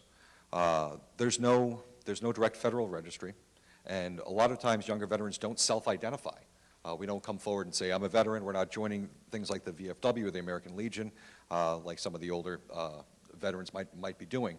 And so finding these veterans that are leaving service and getting them plugged into the services available to them would be a huge help. Perhaps a list or a registry of folks leaving the service so that we can push them down into the available services. Absolutely need to have a needs assessment done for what veterans do need. That's something that could be an immediate step that we could take to start addressing. And that's pretty tangible. Yes, absolutely. So a needs assessment would be a huge help if we could get that started. Also, serving not only the veterans, but families, because families serve too. That was one of the quotes from General Chiavi. I thought it was great. Moving on to Heidi from the Duffy Health Center. Where are you hiding? Right over there. There she is. All right, great. Their particular point of interest is those that are homeless or at risk for homelessness. And so affordable housing, I know we've all been saying this. I mean, I think that everybody in their working groups has talked about the need for affordable housing, and even more so for the population that Heidi and her organization serves.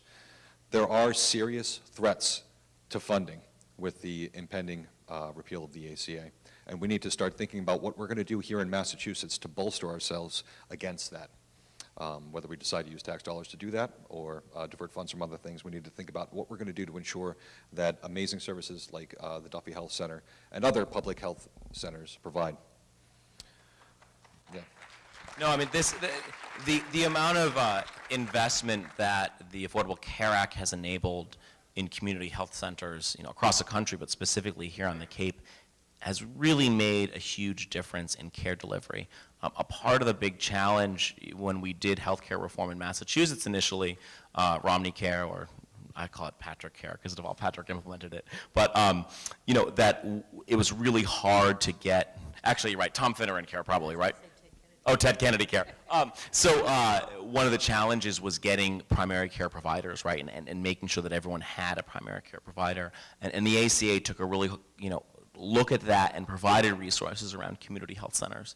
And I know that has made a difference for Duffy. I know it's made a difference for Cape Cod Health, the Cape Cod Health Center, Outer Cape Health, Harbor Health. And so this is a piece that we're really looking at.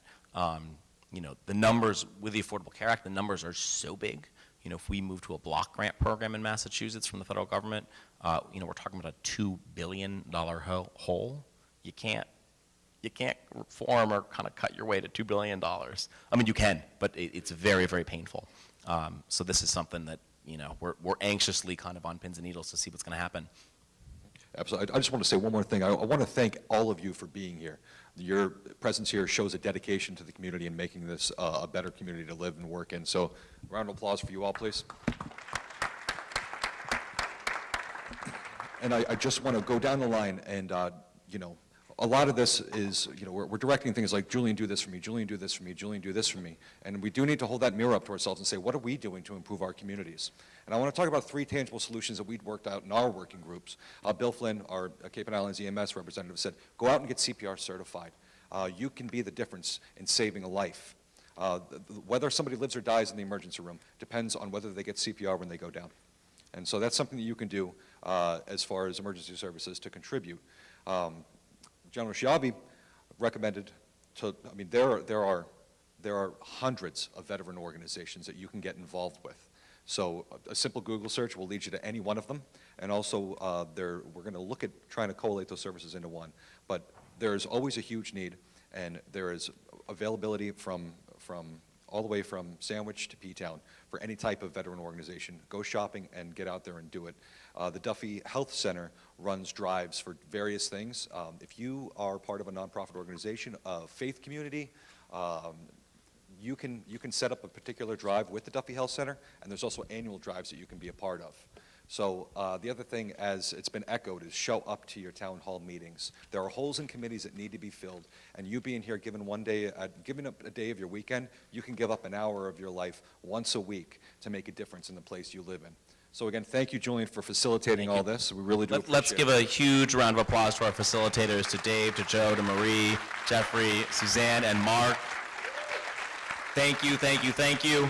And while we're doing thank yous, I just want to pivot to, all of the folks who assisted, the over 20 panelists who volunteered their time and expertise to do this. And as I call your name, please stand up, and we're going to give you all a great round of applause.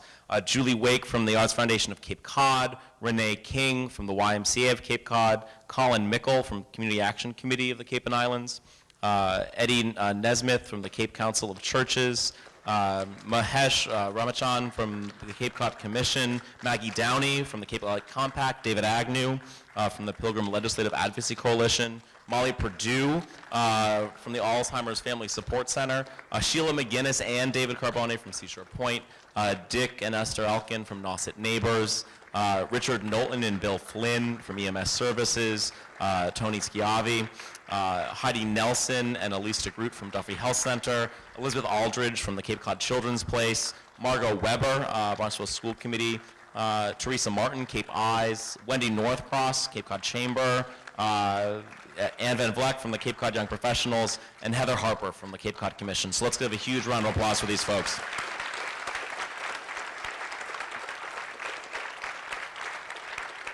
So, as far as next steps, first of all, I love what Joe said about, here are 3 really tangible, specific things that we're having, a takeaway on.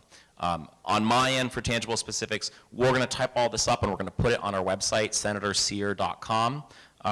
We're going to take this information. We're also going to share this. I want to make a plug for something we're doing on Tuesday. The Senate, under Stan Rosenberg, the Senate President, this is the second time that we're taking on a statewide listening tour called Commonwealth Conversations. We visit 9 locations across the state, and every senator gets to basically show off something interesting, unique, a real policy challenge in their district. We're doing Southeastern Mass on Tuesday, March 7th. This is going to be, we're going to be at actually a Community Health Center of Cape Cod in Mashpee. In the morning, we're going to go to Cape Cod Oyster Company and talk about the needs of seasonal businesses. And then we're having a working luncheon at Mass Maritime at 12:30 p.m. on transportation. So every single one of our 9 Commonwealth Conversations features a working luncheon just dedicated to transportation infrastructure. I'm really excited about this. Often the transportation infrastructure conversation is very Boston-centric, big dig focused, if you have some time on Tuesday, it's a schlep from folks on the outer and lower Cape, but really would love to have you be there, 12:30 p.m. Mass Maritime on Tuesday. So we'll get this on our website. And really, this feedback is really valuable. It's actually invaluable because it helps remind you of things that you know, but you might not have thought about. And it also helps you really focus and say, all right, a bunch of really kind of smart, informed people set to focus on this and not that. And so we're going to take this as we look at our legislative priorities, as our budget priorities. Pretty soon that process is going to start. Just for a sense of where we are on the legislative calendar, bills have been assigned to committees, and committees are going to start hearing those bills. We'll hear those bills essentially over the next year until about early winter in 2018. So there will be committee hearings. Encourage you to submit testimony or come up to Boston to participate in those. There'll be sort of bigger actions that we'll take. We may try to move on some issues like zoning reform before then. So that's sort of the other big thing we do is the budget process. The House is going to take up their budget in April. The Senate, we take up our budget in the end of May, right before Memorial Day weekend. So if you have budgetary priorities and needs, let us know. I've got to make those requests in soon to Senate Ways and Means pretty soon. So I hope today introduced you to someone you didn't know and to an idea you hadn't thought of. And I'd really like everyone to think about, going back to the 3 examples Joe gave, of one tangible action they can commit to. And it doesn't have to be anything big, right? It can be talking to someone. It can be, you're doing that CPR training. It can be committing to show up at town meeting. It can be just looking at the vacancy lists that we have in our communities for folks to serve. And I think a lot of people have been asking me, I think for better or worse, people often like to ask politicians to sort of Monday morning quarterback or to give your perspective. And really this is a time of uncertainty and turbulence, especially politically at the federal level, a lot of really unknowns. To quote Donald Rumsfeld, no knowns and known unknowns. We have a lot of those right now. And so people are asking me, what do we do? What can I do? And the best answer I've got is just double down on what we're doing here and get to work. In an area you're passionate about, and just really double down, really doubling down on who we are here on the Cape and Islands, what we care about, the great programs and services, and ways that we run our towns that we already have, looking at how we improve those.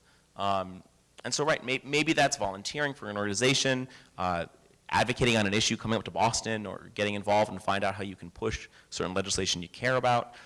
Maybe it's considering, hey, I should run for office, or consider what office, there is. I think I've learned in being in this position and the process to get here, that I think it's really important to encourage people to just think about opportunities to serve. Yes for state senator, yes for state reps and higher, but also the largely volunteer-based committees that run so many things in our towns. You really care about environmental issues. The Conservation Commission in your town, you can have almost just as much of a big say on certain issues than I can. I think that this is really the engine that runs our small communities. Look, it's messy, it can be inefficient and frustrating, but we really need people to be involved in that process. And I think that really is going to help make a difference on so many of these issues. I think it's also important, too, to interrogate a little bit, like, when I say, would you run for office? And I think people have a certain image of who that is, right? Who those people look like, right? They're kind of a type A person who maybe likes a lot of attention and is kind of loud and talkative like me. And I think that, it's good to make fun of yourself a little bit, but I think it's good you got to interrogate that a little bit. And I think especially in town service, we need people out of all stripes. Look, 9 out of the 10 of the things that we're dealing with at the local level, this isn't partisan stuff. Sometimes having a person who's really thoughtful and maybe a little more deliberative and quiet can really make the difference in figuring out how we address something in our communities. So I just want to leave you with that as well. if you already aren't conscripted into local service, look for those opportunities. That really is an opportunity to make a big difference. And for those of you that are doing that work, thank you, and please continue to do it. I know it's hard. So I'm really energized by what we had today. This is tremendously helpful for me, both in doing my job and also in seeing that, we had, I think, 230 people RSVP, 200 people plus walked in the doors today. I know it's a cold day, so I know no one sacrificed sort of a beautiful walk on a beach like you would have on a prior weekend.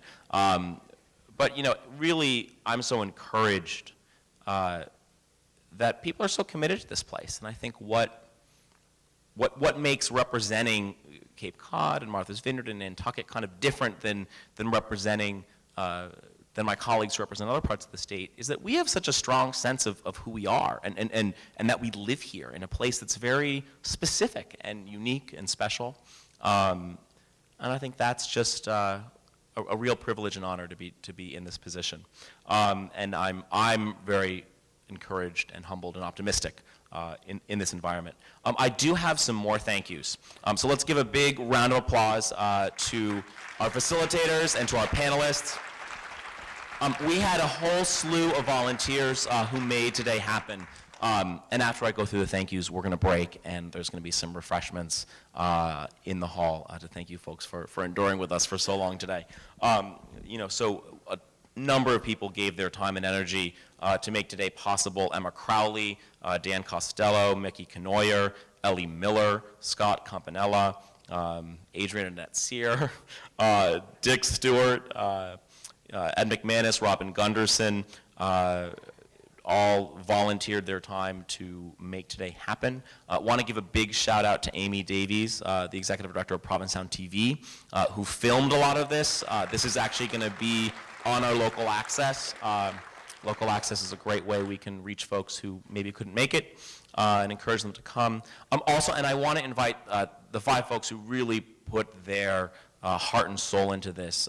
You are only as good in this job as your staff is. And I'm really fortunate and blessed to have exceptional people, all of whom are Cape Codders. These are people who live here, who grew up here, who know this place and who love this place as much as I do.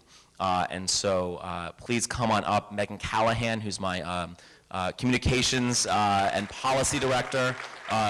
Also Rachel Lake, who's our constituent affairs director.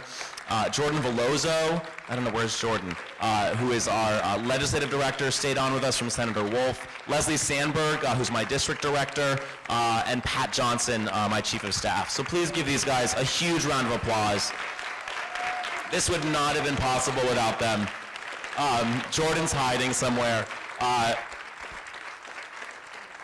And then just, want to really thank, again, the college who, when we were trying to figure out where do we do this, where's a place that's, big enough and going to be able to accommodate us, the college has been tremendously helpful. Officer Patrick Logan from Campus Police, thank you for being with us today. John Shea and Sean Kelly and the custodial and facilities staff, and then Vanna Trudeau and Brian Rice and Kendra Murphy from the Tilden's Art Center who made this all happen. Want to give a shout out as well. The college is working on a very timely play that they're doing. It's George Orwell's 1984. And it's going to be in Open Studios on April 20th. So really encourage you folks to come back and support them. So that concludes our program today. Thank you so much for coming. Please linger and mingle. I've got one more thank you, actually. One more thank you, sorry. And that is to Bob Samolok, who put together this entire program. Where's Bob? Bob, come on down.